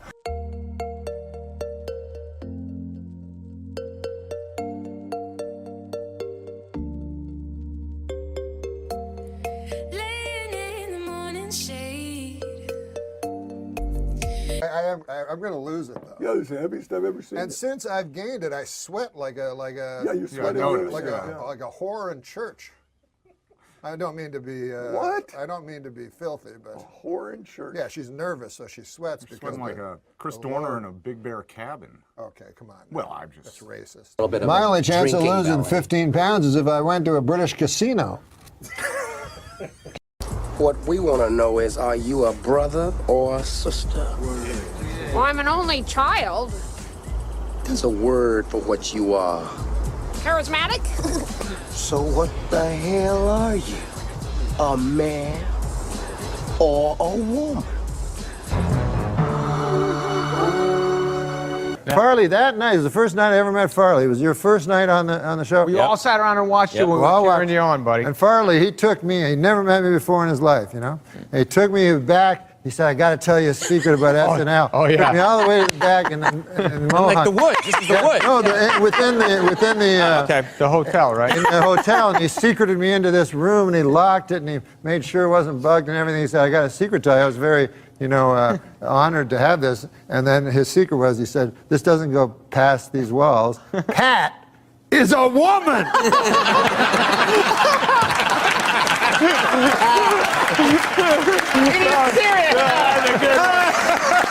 Tell me your history with Norm. Well, Did you guys date? No, not date. Oh. He good for you, by the way. He was mean to me in a terrible way. Oh, on my sorry. when his first show on SNL, there was a sketch, and they wanted to change something, and I didn't want to change it to that line. And he came up to me in the makeup chair and said, "Your problem is you're not funny. You're just not funny." He said that to me. I'd been on the show for 4 years. He was just started. I think it was his first week. Okay, there's a better part of the story. So then, of course, I didn't like him. Norman can be rough. I really didn't like him. And then I was about to leave the show anyway. It was like just one more reason to get the hell out of here. Mm-hmm. And but I was very, very good friends with Laurie Jo Hoekstra, who he was always, right. very much. They're friends for years. I don't even know if that is the woman in his life, Yeah, or is she? I don't actually even She's know. his handler, Yeah. Lojo, as he refers to her. Lojo. And she's been with him for like For a million years. since back then at SNL Yes. in like '93. Yes, yeah. and I always loved Laurie Jo, and it was a very tumultuous friendship then, and I just really didn't like him. And then I left the show, and I just really didn't watch anything for years. But some people would talk about how funny he was, and I would see him occasionally. And I had a bias, obviously, because I had this traumatic thing.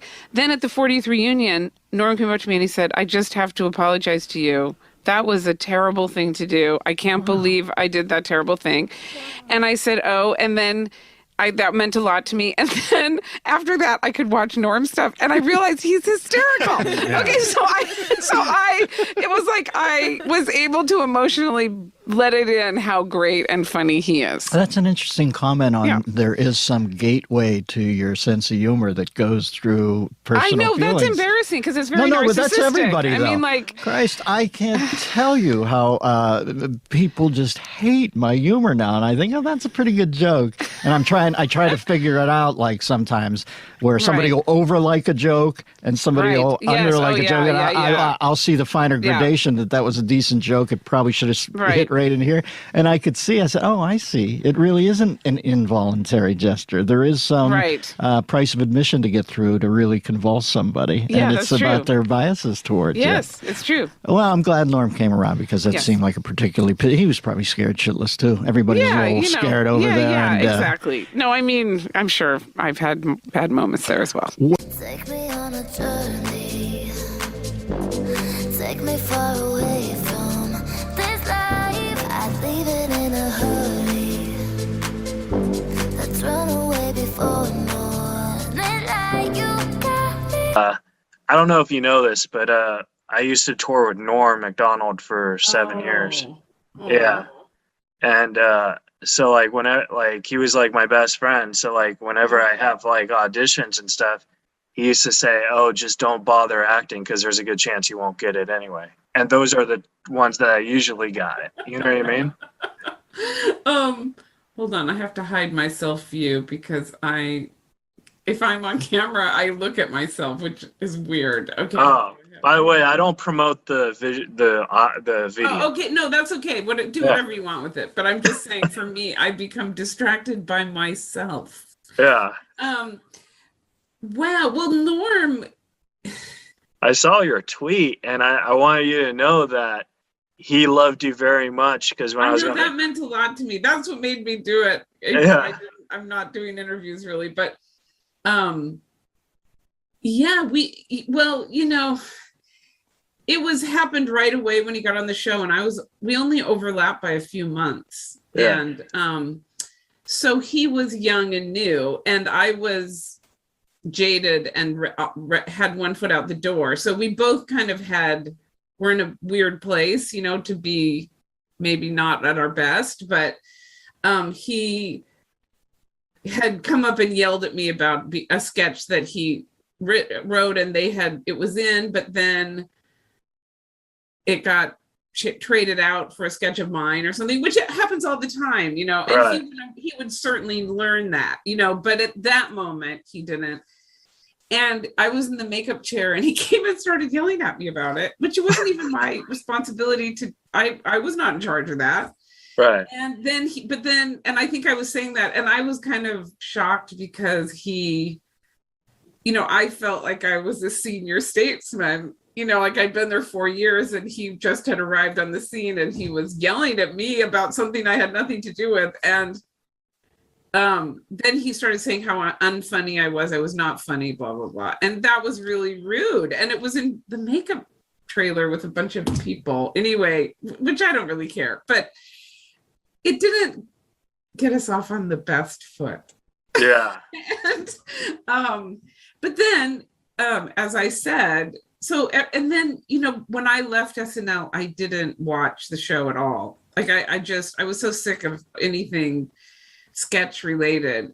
I really didn't watch it for years. So I missed his genius, like I didn't know. I would hear about him. I mean, I wasn't in an igloo, but I didn't, because we'd had that weird thing. But Lori Joe, I was in contact with, Lojo. I love Lojo. Yeah. And I suspect it was her that made him, come around maybe, or rethink it. Or maybe he didn't, maybe he rethought it 1 week later. I have no idea. I don't know. But I just know that it wasn't for years later that I see the sketches of him and realize what a real comic genius he was. I mean, really. I mean, just so good. And like going to the reunions, I realized that he was so good. Like, I'm so out of it. I'm like, somebody's old aunt who's like, what's up with the kids now? And So then I was like, oh, he really is good. And I actually didn't hold it against him. I feel even bad saying it. But then the only reason I put that tweet out there is because I thought it was so big of him to come to me and say, I think I said something to you that was mean, when we first met, and I'm so sorry, and I think you're great. And it was just not that many people do that, that showed such wonderful character, and it just made me love him, and so, but then some people got mad at me for tweeting that. I really meant it positively. I took it positively. Everyone has a bad moment, and what I was trying to show is that he reflected on it and made an apology that was genuine and sincere and accepted on both sides. So it's like, that's not a common thing to happen. And he did that. So I was trying to be positive about it, but some people were like, not the time and place and stuff like that. And anyway, ugh. I remember when I told him I was going to interview you like 3 years ago, and he's like, oh my God, that's going to be awesome. I can't wait to listen to it. And I was like, yeah. And he's like, I only did one movie and she played my mom. Oh, what? Yeah. He said that you played his mom on Dirty Work or something. Oh, I've done so many of those parts. And I watched it and I didn't see you. So I don't know if he was screwing with me, but I'm pretty sure I'm not in that. Although I've been cast as the mom so often, and it's like, but yeah, he's probably mixing me up with someone, but it doesn't matter. Yeah, but I just thought it was funny because he said nothing but good things about you. So I just wanted. Okay, that's good. Maybe he actually totally thought of me as someone else, but yeah. But you must miss him so much. Yeah, it was. Did you know? Was he getting sicker and sicker around you, or? Well, I found out he had cancer in December, and there was only a handful of people who knew, and he kind of made me say like I can't tell anyone or whatever, but he also told me that it was a different type of cancer from what came out that he had. So I don't know. Like, I feel kind of like privileged that I knew, but also kind of hurt because it wasn't what he told me. You know what I mean? But maybe he told you the truth. No, yeah, he told me he had colon cancer, and when he died, he just didn't want. Yeah. What did I don't even know. I just knew he had cancer. What did they say it was? It was leukemia cancer. So I don't know. If you have like something like colon cancer, I think it can get into the lymph system and become a lymphoma. Like I don't, like a lot of times in late stage cancers, there's overlapping cancers, but usually you name your cancer after the first one you have. So it would be colon, but he probably just thought people would make jokes about it. Yeah. I just know nothing about cancer, and it sucks because I was born in July. It's a birthday joke.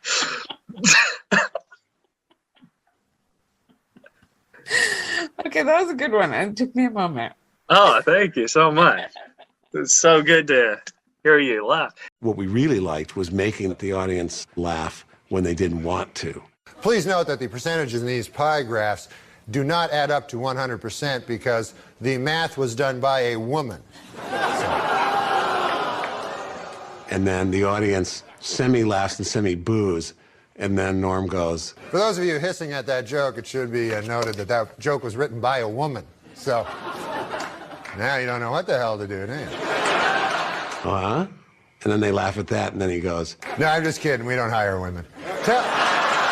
I want to give a quick shout out to two people who, in my opinion, are the unsung heroes of the Norm Macdonald story. Two people that meant a lot to Norm and were really there for him in pivotal moments. One is Jim Downey, who, for my money, the best, pound for pound, the best comedy mind that I've ever encountered. head writer at Saturday Night Live for many years, wrote for David Letterman, just an absolutely brilliant man. I worked for him at Saturday Night Live, and he was the one that really worked with Norm on Update, and for that just incredibly classic period of Weekend Update at Saturday Night Live. So a shout out to Jim Downey, and I'm thinking about him because Norm so loved him and admired him. We want it to be like a punk segment, sort of like what The Clash was doing in the 70s, where it was just very bare bones and no cuteness. So it wasn't a studio crowd pleasing effect. It was never aimed at the studio audience. You know, it was always aimed just directly at me. I just what I knew was funny. Don didn't want Norm doing Update anymore. You know, I wanted to stop raining, you know. I mean, I didn't take it as any more than that. It pretended to believe that it was going to be an enormously popular decision for which the public would thank them. And in fact, the unanimity of the TV critics was something to see. I remember Time magazine had a thing about it and even printed up a little postcard to send to NBC to dump on them. The smartest cat I ever knew at SNL, and a much revered figure there, is joining us for another segment. This is my former producer, longtime writer and contributor, Jim Downey. Jim, I had Norm on the show yesterday. I always thought Norm, from the first second I saw him, was just a flat-out misanthropic genius. I always gave him a wide berth as far as time schedules and that, because I just said, well, I'm going to grab Amadeus and tell him he has to be here to do busy work. You know what I mean? That isn't going to happen. So I think he's a genius. What was it like to work with him on Update? Well, he is a genius and the most fearless performer.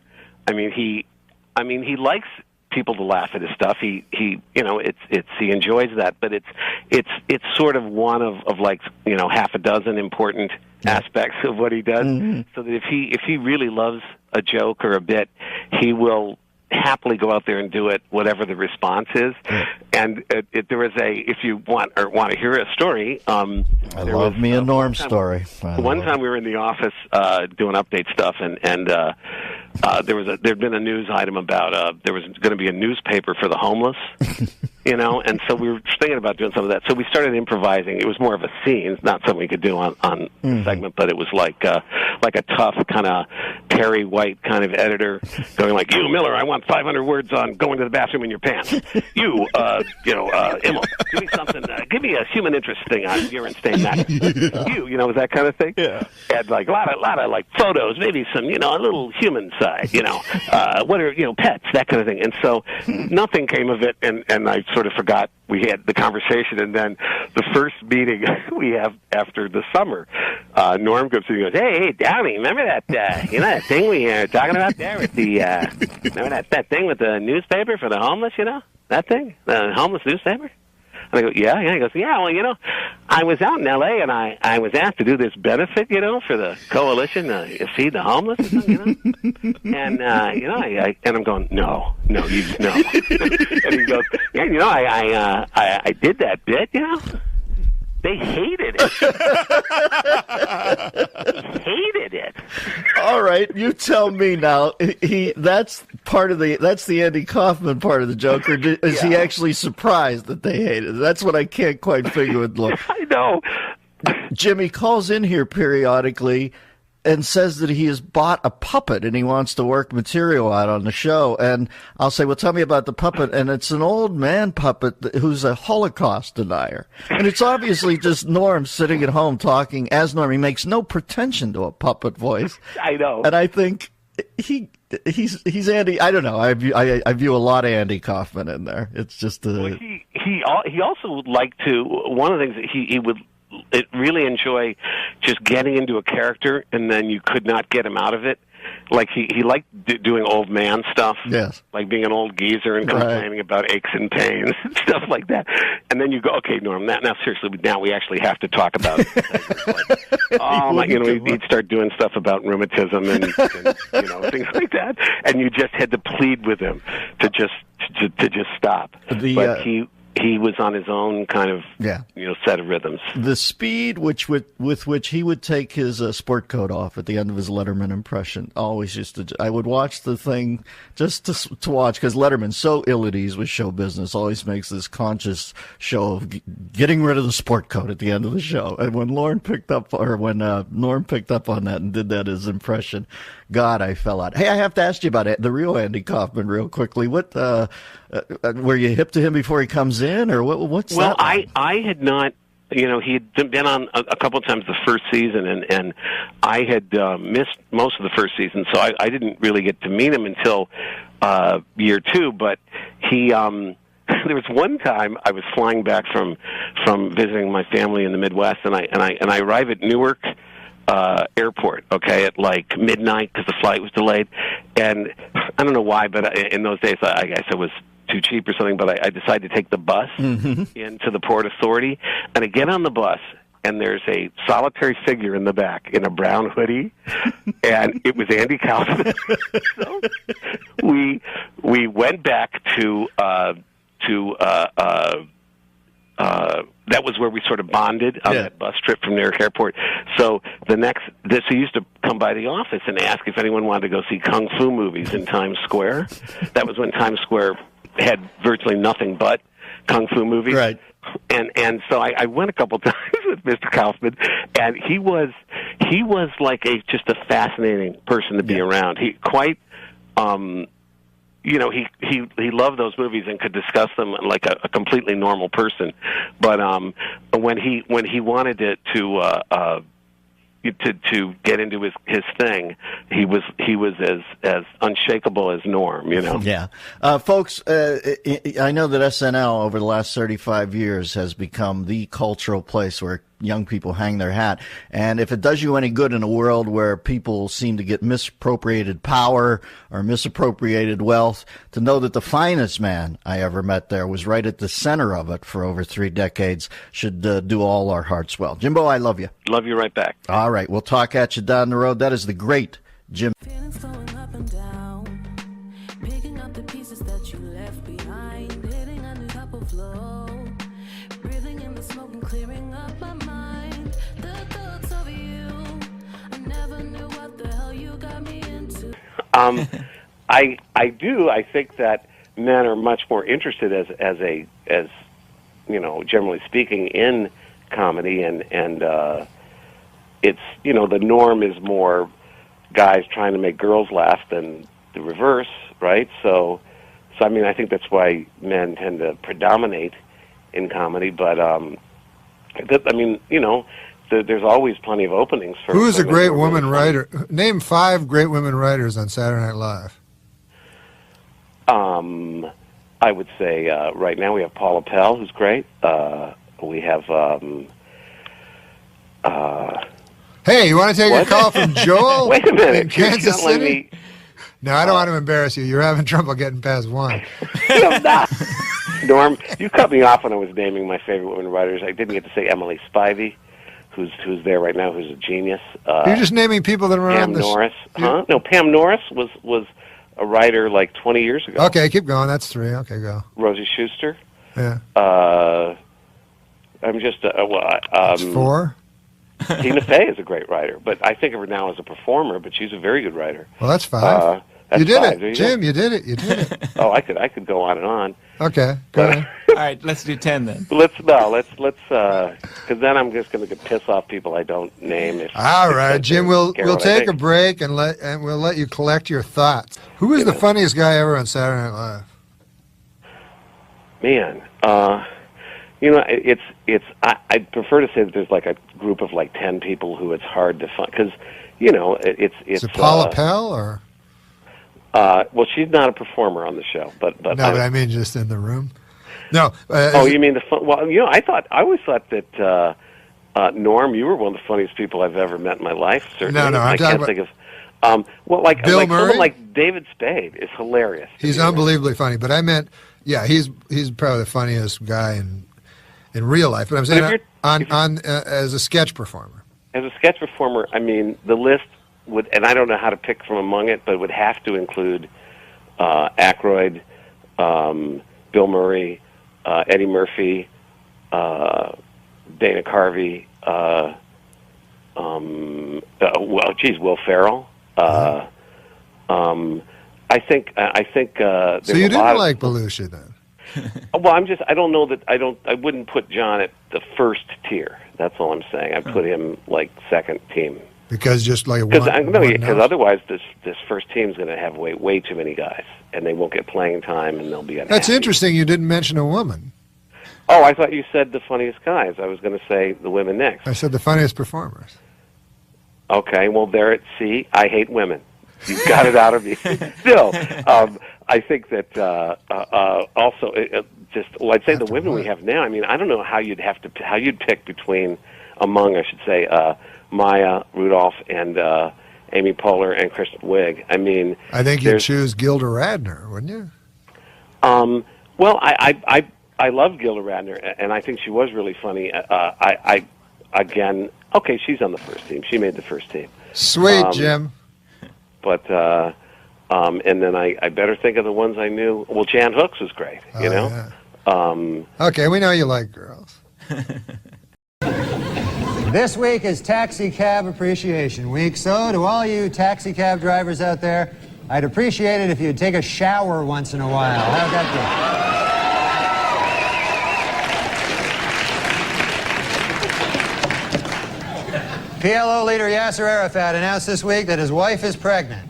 The happy couple said they really don't care if the child is a boy or a girl, just as long as it hates Jews. The United Paramount Network's new show Star Trek Voyager finished in first place Monday night with a 14.7 rating. For those of you who don't know, one rating point is equal to 950,000 nerds.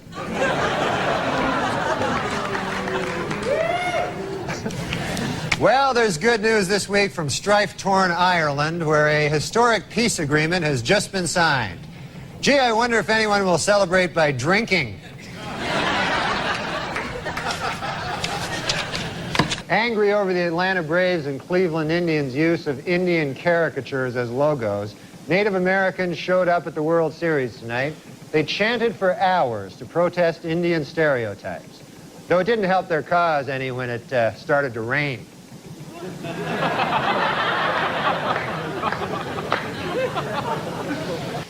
In Nashua, New Hampshire this week, a high school student, Chris Connolly, while attempting to dunk a basketball, lost his balance, crashed down on the rim, and shattered 2 front teeth.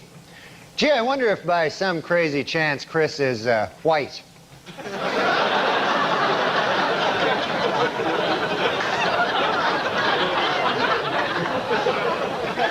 Well, if I can be allowed a personal opinion, you know, I think Harrison Ford's new mustache works. And by works, I mean looks really gay.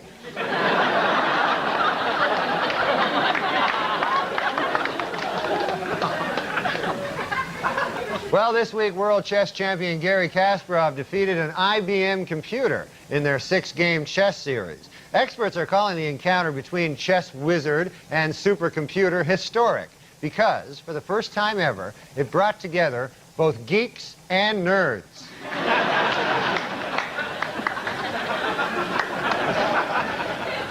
In honor of this year's Academy Awards, Carnival Airlines is offering anyone named Oscar a free flight to or from Los Angeles. The airline had tried a similar promotion in the past for the Tony Awards, but according to airline spokesman, they found that their planes were packed with too many, quote, greasy Italians.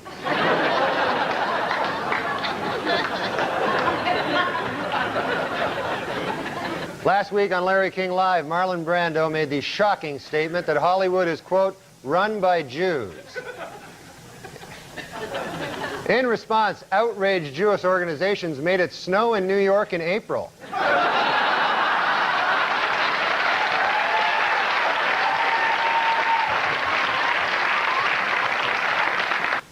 In overseas news, an attempt to lift the ban on gays serving in the British Armed Forces has been defeated in Parliament. This raises a difficult legal question. How do you exactly tell if a British guy is gay?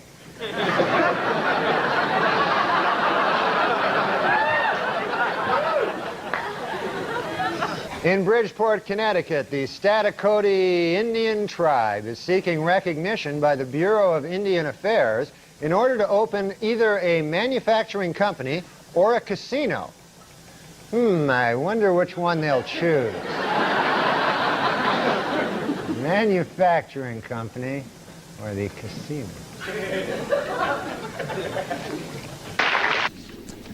Potential jurors for the O.J. Simpson case were asked to fill out a 75-page jury questionnaire this week. In the entire state of California, only one person got a perfect score. Xiao Ming Wu, who after the trial plans to attend Caltech.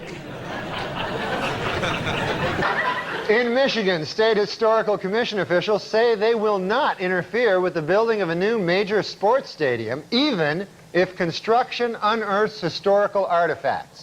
However, state Indian Affairs officials say that if relics from a Native American tribe are found, they would like to have the land set aside and designated as a sacred tribal burial ground / giant casino.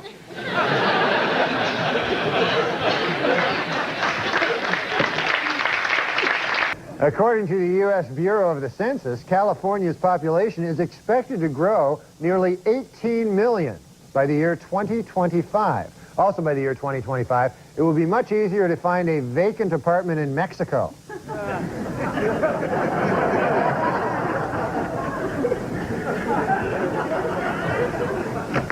According to a new survey by the Women's Vote Project, women would be more likely to vote if they could send in ballots by mail or if polls were open longer.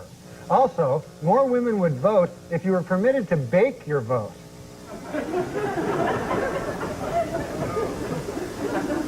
They like to bake. Finally, in Milwaukee, Wisconsin, a man allowed his 8-year-old daughter to take the wheel of his car, and an accident ensued that damaged 7 other cars and injured 6 people, which once again proves my theory: women can't drive.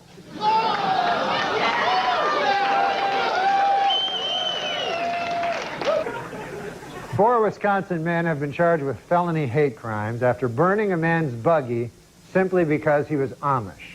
If convicted, the men face up to 25 years in prison. But furious Amish leaders say that is not enough. They want the dunking wheel.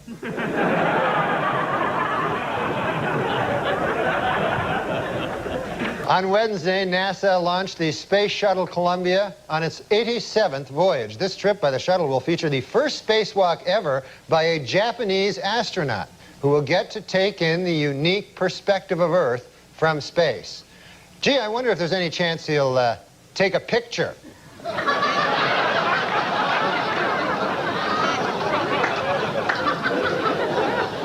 This week, computer hackers broke into Yahoo, the internet's most popular website, and vowed to unleash a crippling computer virus if a fellow hacker is not released from prison. Experts warn that catching these cyber terrorists will not be an easy task and may require the cooperation of both nerds and geeks. Safer drivers, men or women? Well, according to a new survey, 55% of adults feel that women are most responsible for minor fender benders, while 78% blame men for most fatal crashes. Please note that the percentages in these pie graphs do not add up to 100% because the math was done by a woman.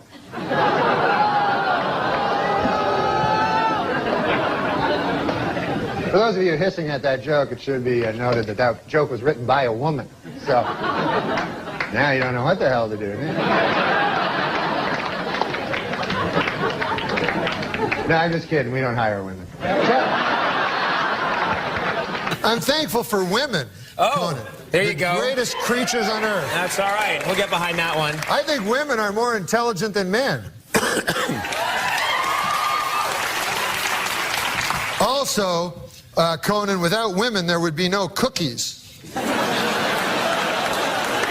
How many Polish guys does it take to screw in a light bulb?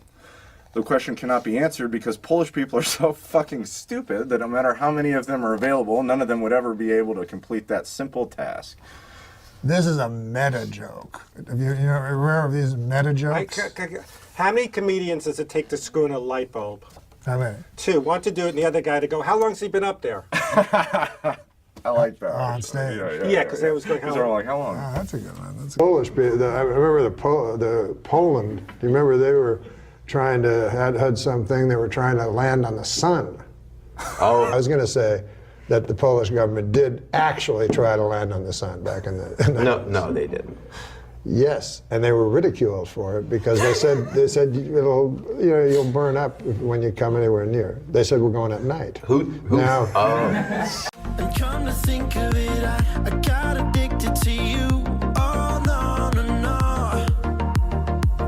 And come to think of it, I need somebody like you. Oh, no, no, no. I need someone like... attitude. You have to say this with attitude. You have to read ahead and use your acting skills. I liked you in She Devil. Thank you. A study has found that men are just as likely as women to spread gossip. At least that's what I heard Rick tell Brad, who, by the way, has a crush on Patty. Oh, does she? All the racial things against Asians? Yeah, can you tell me them? Well, I love when the Guy people do that. Aoki got mad at me one time. Why? He's the head of the guys that get defended in terms So just of tell me some. Well, he knows them the best. Yeah. Oh, you do? What about this? I call it the G word. The G word. Do you know the G one? Oh, gook? Yes. Well, you just said that like it came out so naturally. Oh no! You're right about you just said it just like secondhand. I thought it was a term. I thought it was a term of endearment. It's not. But can I tell you guys? Can I tell you guys Yeah, where? you think that's like a fucking handshake? Tell me some of the Asian things that Like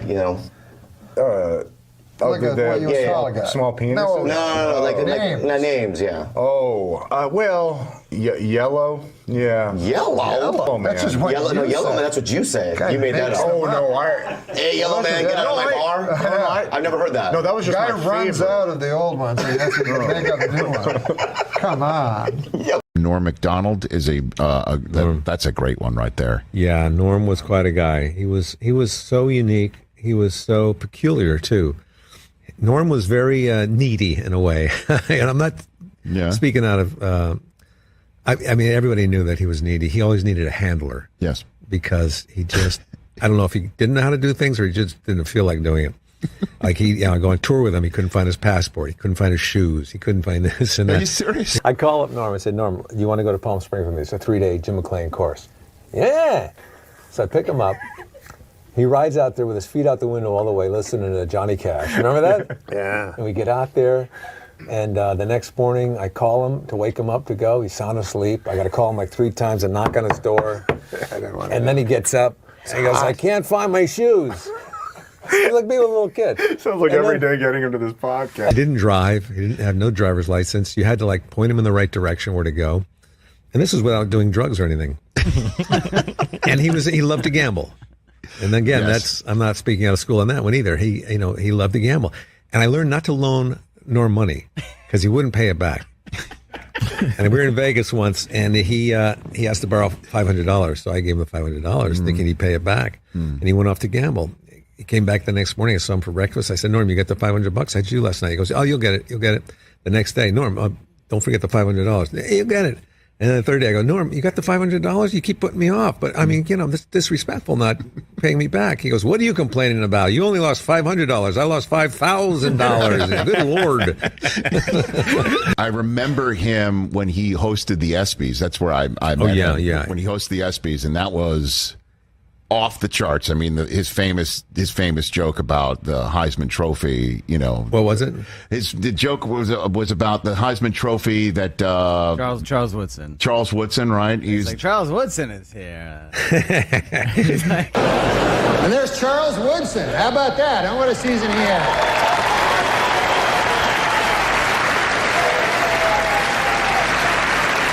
Great, man. He became the first defensive player to win the Heisman Trophy. And congratulations, Charles. That is something that no one can ever take away from you. Unless you kill your wife and a waiter, in which case, all bets are off. That must have been a great night. Yeah. People would say how brave and courageous Norm's comedy was, but I just call it poor judgment. Yeah. They asked me to host this thing for Norm Macdonald, and a bunch of people spoke. And everyone was saying really great stuff, and a lot of people were funny. But man, Kevin Nealon had the greatest line, because a lot of us were talking about how brave Norm was, and he really was. He was fearless as a comedian. Yeah. And then Kevin Nealon gets up and he says, he's saying very funny things, and he just says, a lot of people up here are talking about how Norm Macdonald was brave in his comedy. I think of it more as a lack of judgment. Robert said they got banned from a Biloxi casino once. Oh, because and of Norm? I thought because Norm was counting cards or something. He said no, because he totally torched the room of all the whales. Like, he made fun of them in a way that was like he didn't read the room.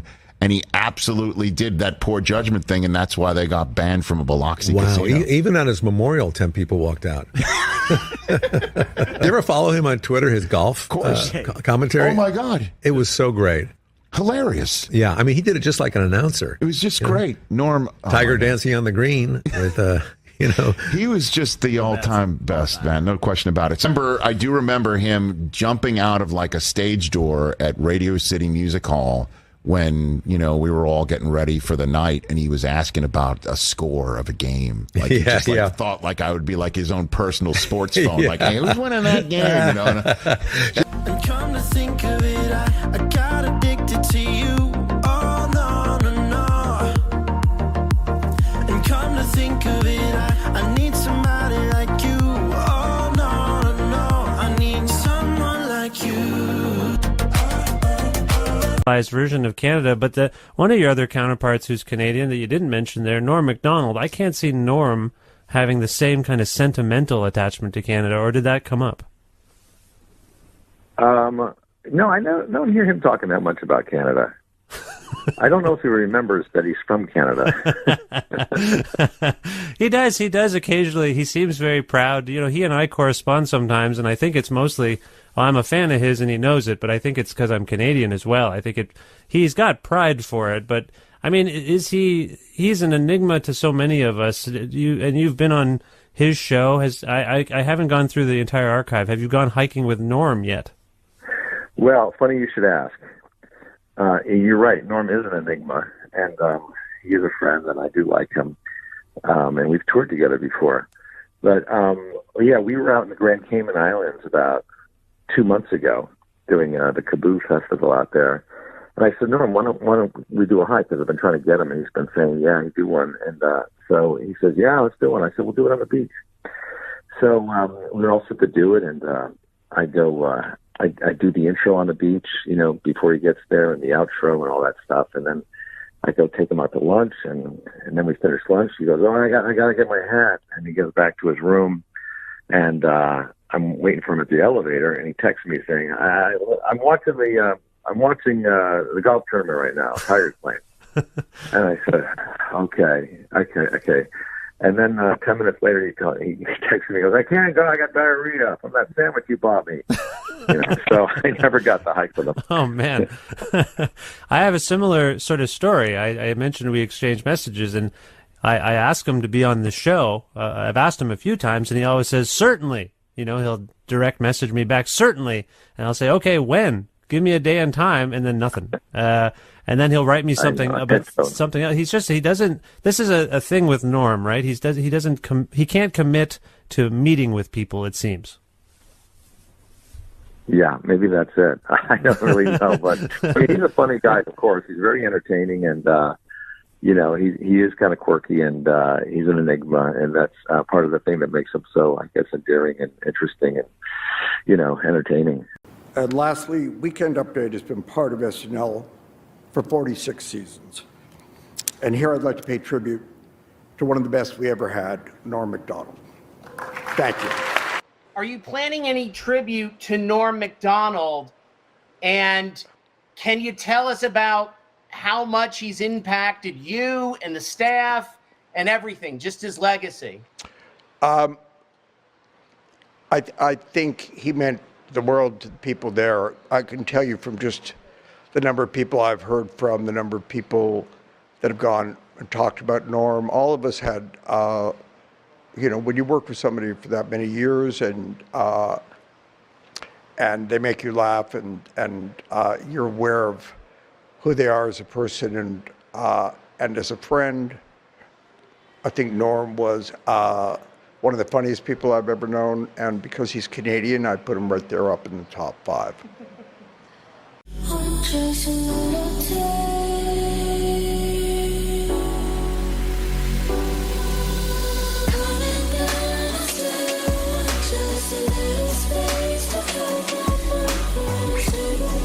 Say this is an award for late night comedy. No one was funnier in the last 20 years than Norm MacDonald on late night comedy. So if you have any time in the next week, do what I did and just spend time YouTubing clips of Norm and Conan, because it just doesn't get better than that. Thanks so much. Last month, an 80-year-old Albuquerque woman was awarded over $2 million in damages from McDonald's after she spilled some of their coffee in her lap and suffered severe burns. As a result, McDonald's this week has put a warning label on its coffee cups that read, "Caution, do you think you can manage to avoid pouring it directly on your crotch this time, you senile old hag? Think you can manage that, huh?"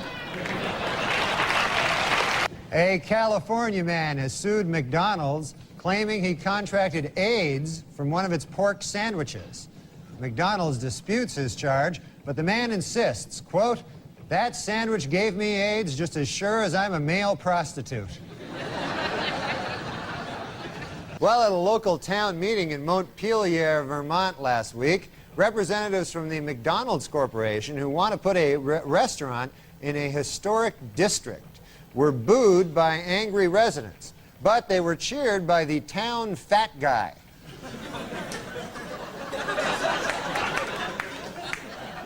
Every town has one, the town fat guy. Yeah, the big news story this week, have you seen those ads for Ronald McDonald is growing up? Yeah.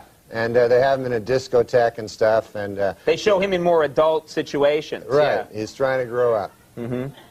Now he wants to be called, he insists on being called Ron. Really? The Happy Meal now consists of a big bottle of whiskey.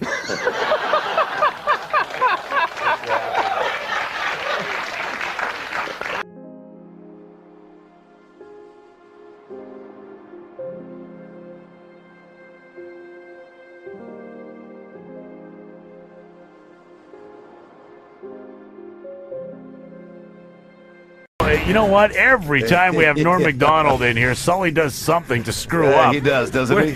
Sully, get over here. By the way, Norm MacDonald and Kevin Farley, you're Chris Farley's brother, right? Yeah, that's Yeah, right. a little resemblance going on there. I look a lot like him, yeah. Yeah. Man, they are working you guys You to know the the song. bone. You know the song. I have a song for Kevin that I wrote.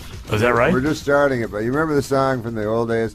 I'm not Lisa. Yeah. My name is Julie. Uh-huh. Lisa left you years ago. Yes, I know the song, yeah. Okay, so listen to this one. I wrote Okay. it like a Weird Al Yankovic. Right? Okay. Norm wanted me to do this Go on do it. stage Just do last it. night. Do I go, I'm not Chris. My name is Kevin. Chris was funny. I am not. You wanted him to do that. Yeah. That would kind of be counterproductive. I'm when you go- living in his shadow. Very nice. Trying to scrape a career off some brother of mine. Wow. Yeah, Norm wrote that. You're getting You as guys- nice bad. collaboration here. You're getting as bad as the way Adam Sandler kind of screws you over in the movies. What the? What's the last thing he made He you always do? gives you some kind of goofy thing to do in his movies. Well, I was actually in the last movie. I'm not even in it. I didn't make it, but my stand-in did. He's tired of you. He's tossing you into the You're curb. standing. Yeah. Like he comes off a thing, and his shorts are rolled up, so you can see the guy's ass, which people will assume is my ass. You have an ass stand-in. Yeah, because I don't want to show anyone my ass. So anyway, An ass double. very, very seldom does the stand-in get more face time than the The actual the person. actor. But Or ass time. it did happen this time. So now, has he picked any other weird roles for you at all? I just did a table read with Al Pacino's in his next movie, so you do the table read. Really? And it's really funny when you do a table read and there's an actual actor there. And all the rest of us are just trying to, because you get your script and you read your line, then you go, hey, and the night before you read it in the mirror or some stupid thing. I don't think that was what real actors do. And then I just pick a word that I'll emphasize. I go, I'll say that louder than the other one. Well, that's what Pacino does. I underline that word. Yeah. But no, you know what Pacino did? It was really weird. He didn't even go off the words, like maybe I don't know, maybe because he's a real actor. I don't know. Because everyone else was saying the exact words, and he can read, but I think he was just trying to get the emotion or something. So maybe the line would be like, hey, you better not go out with that Joan. Don't you know that I'm the one that loves her? I love her. Yeah. And then he'll really go like, you're going out with Joan, I see. I don't know if that's I like it. I don't know if I like that. I don't know if I like you going out with Joan, because the thing is that I love him myself. I love him myself. I can't do an impression, but like he was just all over. He was just trying to find. It was interesting to watch. Yeah. So you should do that the next time you do a read. Me? Yeah. Just learn to act within now and then. Yeah. Just start making up your own lines when you do these things. Yeah. No, but if I did it, like if nobody knew Al Pacino and we were at that table read, he would be fired by the middle of the table read. Because in the table read, he was the worst actor of anyone. Is that right? Really? Yeah, like if you saw him, if you didn't know. But it was because it was like watching like if Tiger Woods on practice day or something, just trying stuff over a tree or something. You know what I mean? Like he doesn't care. What does he care? He's Al Pacino. Like if he was if Tiger was playing me, he goes, I guess I'll just try this. I'll do it left-handed. With my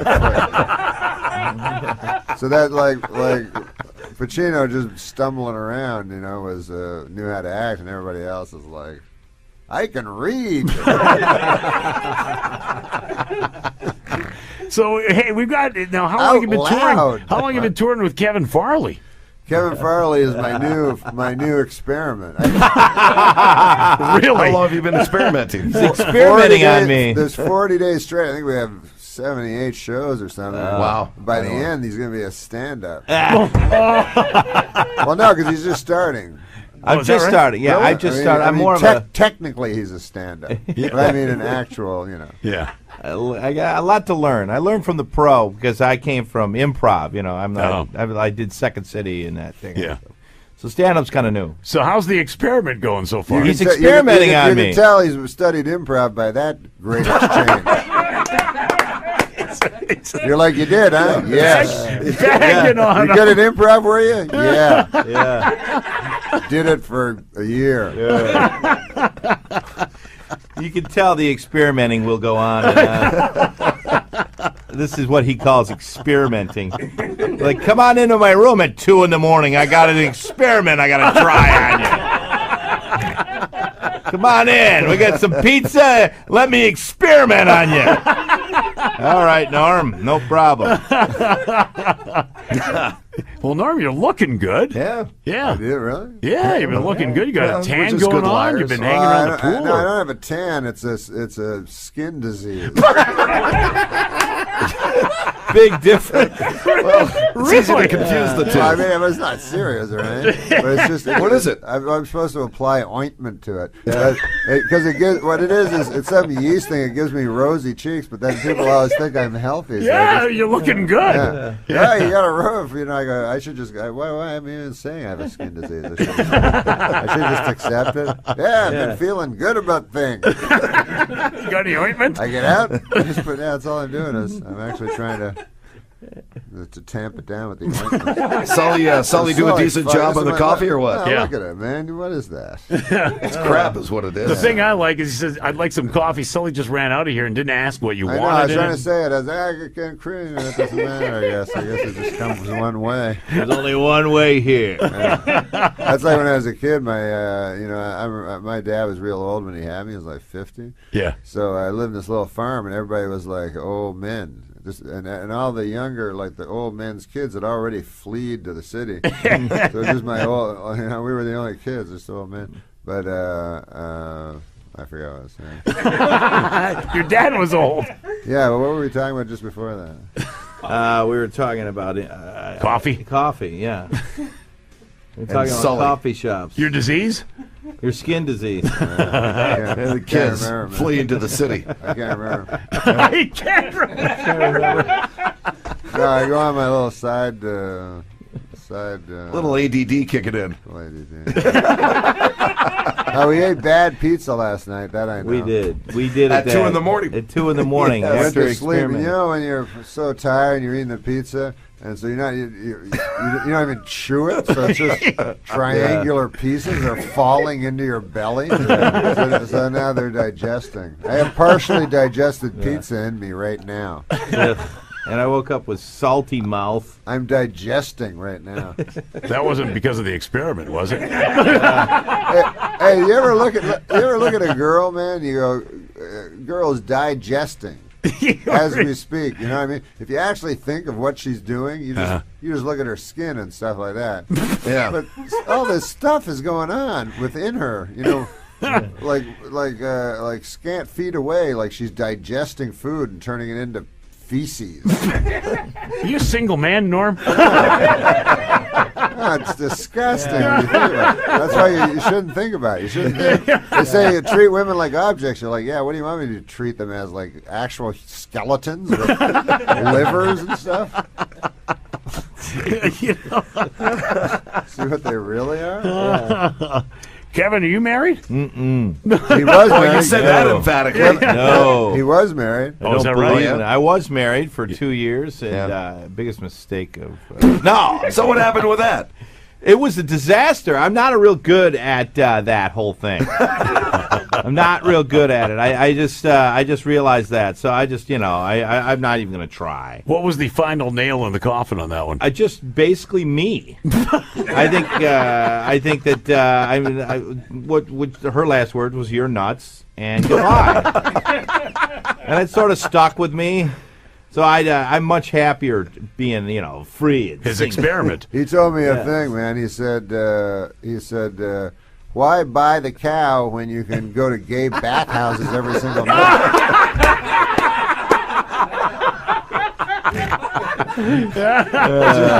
You even have him blushing on that one. He looks like he's been in the sun now. You Need have some a skin ointment? disease, do you, Kevin? Why do you think I took the San Fran gig? The guy waits 35 minutes to do the comeback. That's his improv. That's his improv. Yeah. Timing. Right. It's timing. Yeah, it's all timing. He has a typewriter. We have to stop. A little pregnant pause. We have to read a newspaper while you're typing. And then he goes, we're in San Francisco. No laugh at all. Norm MacDonald and Kevin Farley playing at Cobb's Comedy Club. Guys. No, weren't you born in San Francisco? No. I thought you were. It's crazy. I'm sorry. I don't know. Where were you born? Oh, you were reared in San Francisco. No,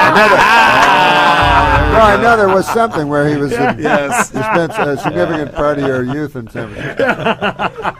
I didn't know the exact story. What? Jim McAleese. Did you Google him yet? You know what? I'm trying over here. Well, wouldn't you want to get a hold of Jim It's hard to McAleese? Google Canadians. Because I told you he's your doppelganger. He's exactly like you. He looks telling like me- you, and he has the same sense of humor as you. Really? And he talks like you. What does he do for a living? He's done a little broadcasting, Unemployed? but he's a stand-up comedian. Really? But he's a lot like you, and I always go, I don't know, last time I told you when I was here, and you still never found him? No, I've never found him. Well, how would you like he could be your guy you talk to? You go, what's going on in Canada? Because you're just like me, so you could have his experiences. And you'd relate to everyone because you have the very same viewpoint. You're like the same guy. You know what? I think this may be a movie for you. No, just do So, it in yeah. real life. It would be fun. You can find people anywhere. Are we doing another segment, or is this it? This one went so long, I think that was it. All right, man. Well, Google him, find his Facebook. Jim McAleese is McAleese. Oh, you know Baby Huey's going to find him for me now. Yeah. Put it on the YouTube saying, find Jim McAleese. And then you can put that up on the YouTube, me saying that he should do it. Norm MacDonald, Kevin Farley playing at Cobb's, Cobbs.com for tickets. Yeah. Tonight, tomorrow, and Sunday as well, or no Sunday? Sunday? No, you guys got to show Sunday, yeah. right? Wow. Yeah. The experimentation continues. Yeah. There you go. He'll be better by Sunday, probably. Guys, thanks for dropping by. Yeah, it was Thank fun, you. man. All right. Lamont and Tonelli, weekday mornings 5 to 10 on 107.7 The Bone.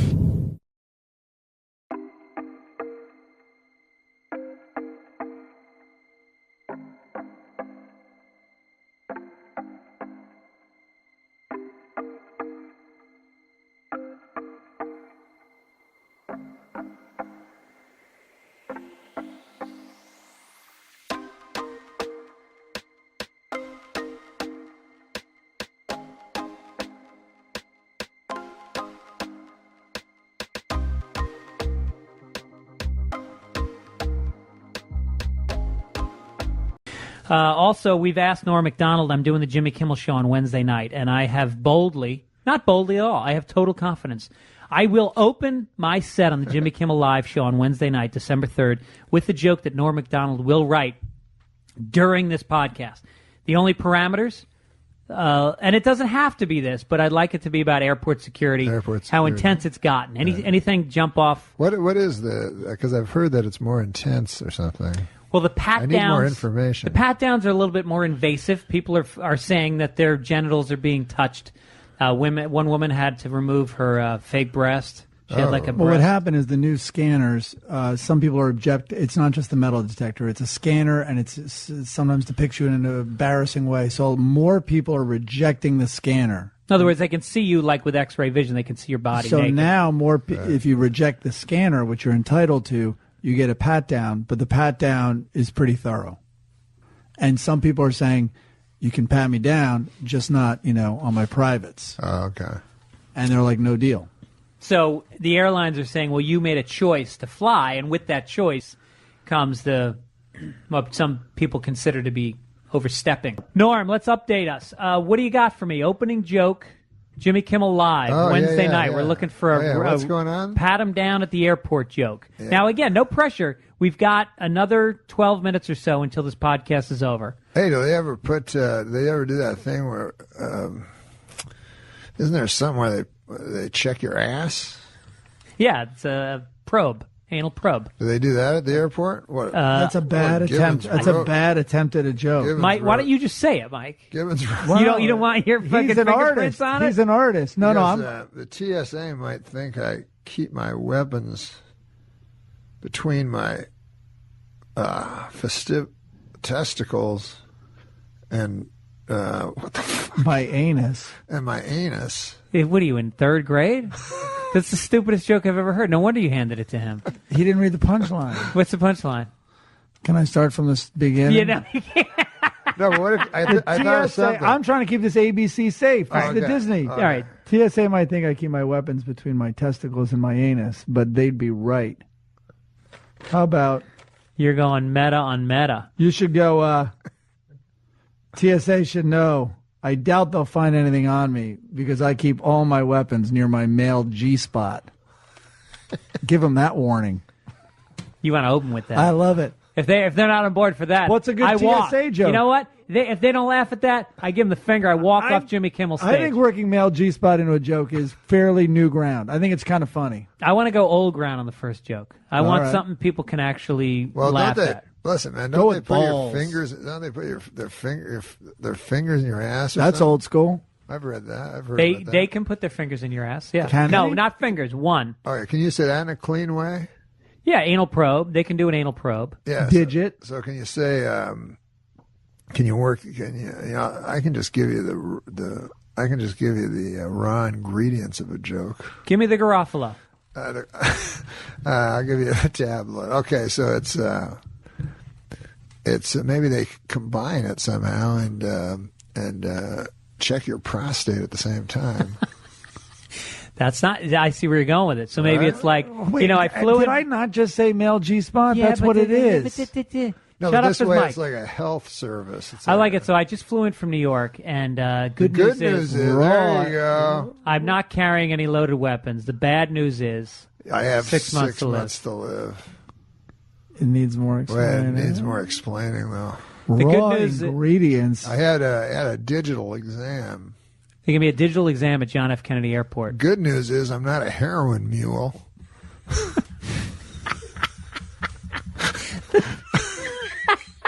Bad news is I'm not a heroin mule. So I just flew in from JFK, and man, I don't know how else to say this. Is my prostate tired? That could work. Maybe.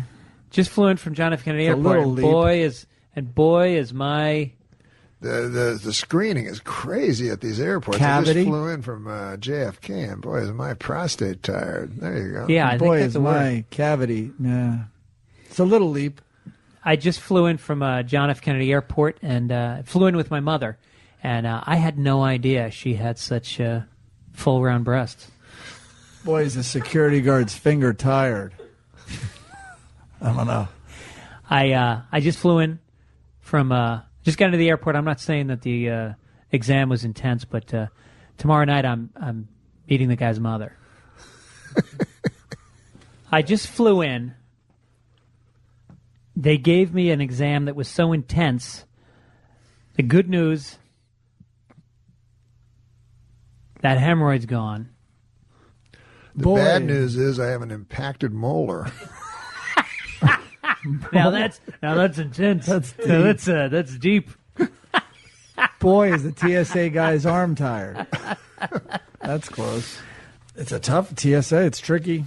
No, it's not. This is easy. Is it? Just flew in. Flight was on time. I can tell because the guy screening me's watch is up my ass. That's a great one. There we go. Okay, done.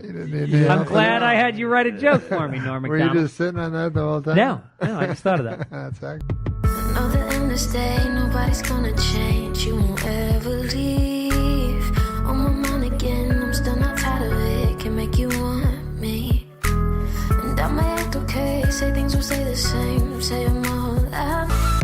Okay, cool, man. You're the kind of guy that likes games. Here's Yeah, I love a game that I thought of today.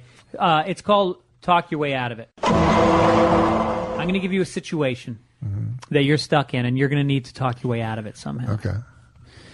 You meet a beautiful woman. She wants to have sex with you, but she wants you to wear an afro wig. And while you're having sex with her, she's screaming racist shit at you. And then her neighbor opens the door and comes in. He's a black guy, and he's got a baseball bat. All right, so I agree to do it. Oh yeah, Is that you what want to you're have saying? sex with her. So I'm doing it? You're willing to wear the black African wig, So and I'm- she's screaming horrible racist stuff. The guy walks in, he's black, and he's got a baseball bat. He's But very wait, angry. He walks in coito, like while we're doing it? Yeah, her door wasn't fully locked, and the yelling was so loud. He could hear you guys from next apartment. He could Oh, yeah. hear her yelling the N-word and I see. fuck me. And I got you. And so And he how will- do I talk? You want me to talk now my you way out of gotta it? you gotta talk to the black gentleman who's got the Okay. baseball bat and talk your way out of this situation. Okay. Hey, bro, let's kill this honky bitch.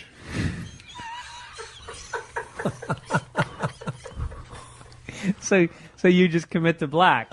You just go. Yeah, I'm go. with you. Come on, man, you and me, jive turkey. And that was Talk Your Way Out of It with Norm MacDonald. I meant to say Shudini. Shudini. Shudini. It's Yeah, no Ford Shud- Fairlane. Where is he, Shudini? Yes. No, I haven't.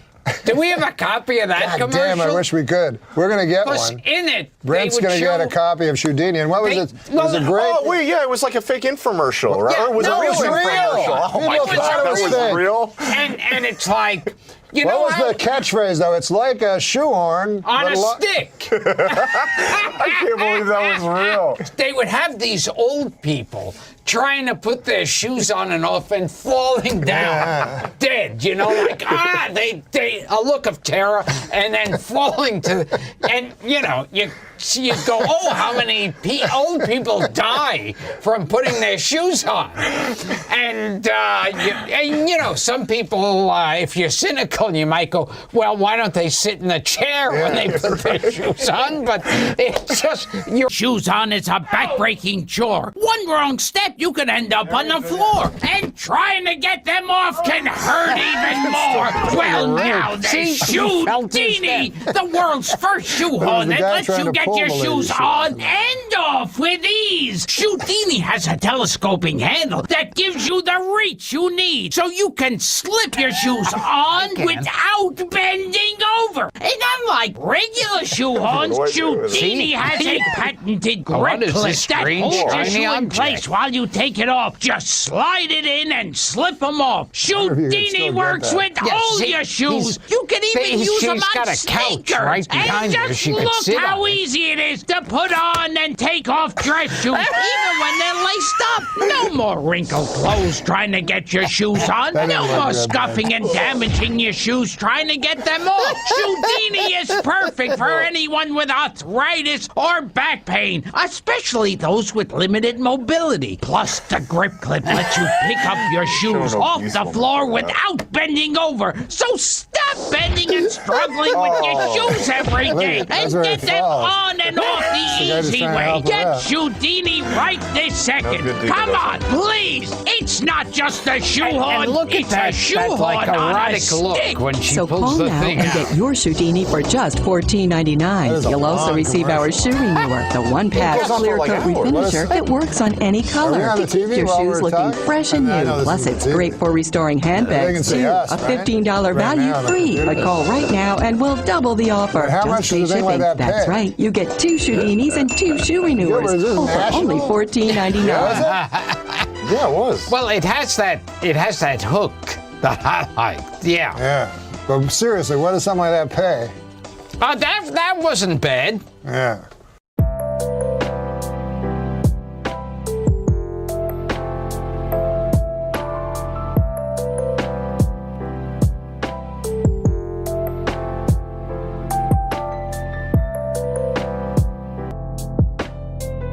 What about the time when the old product works, like can of Corey apple? Oh, yes. Yeah. What, an apple core? I'm the chef for the future. Chef of the future! Chef of the future! Ha ha! What have you brought with you, Chef of the future? Who, pray tell, is this?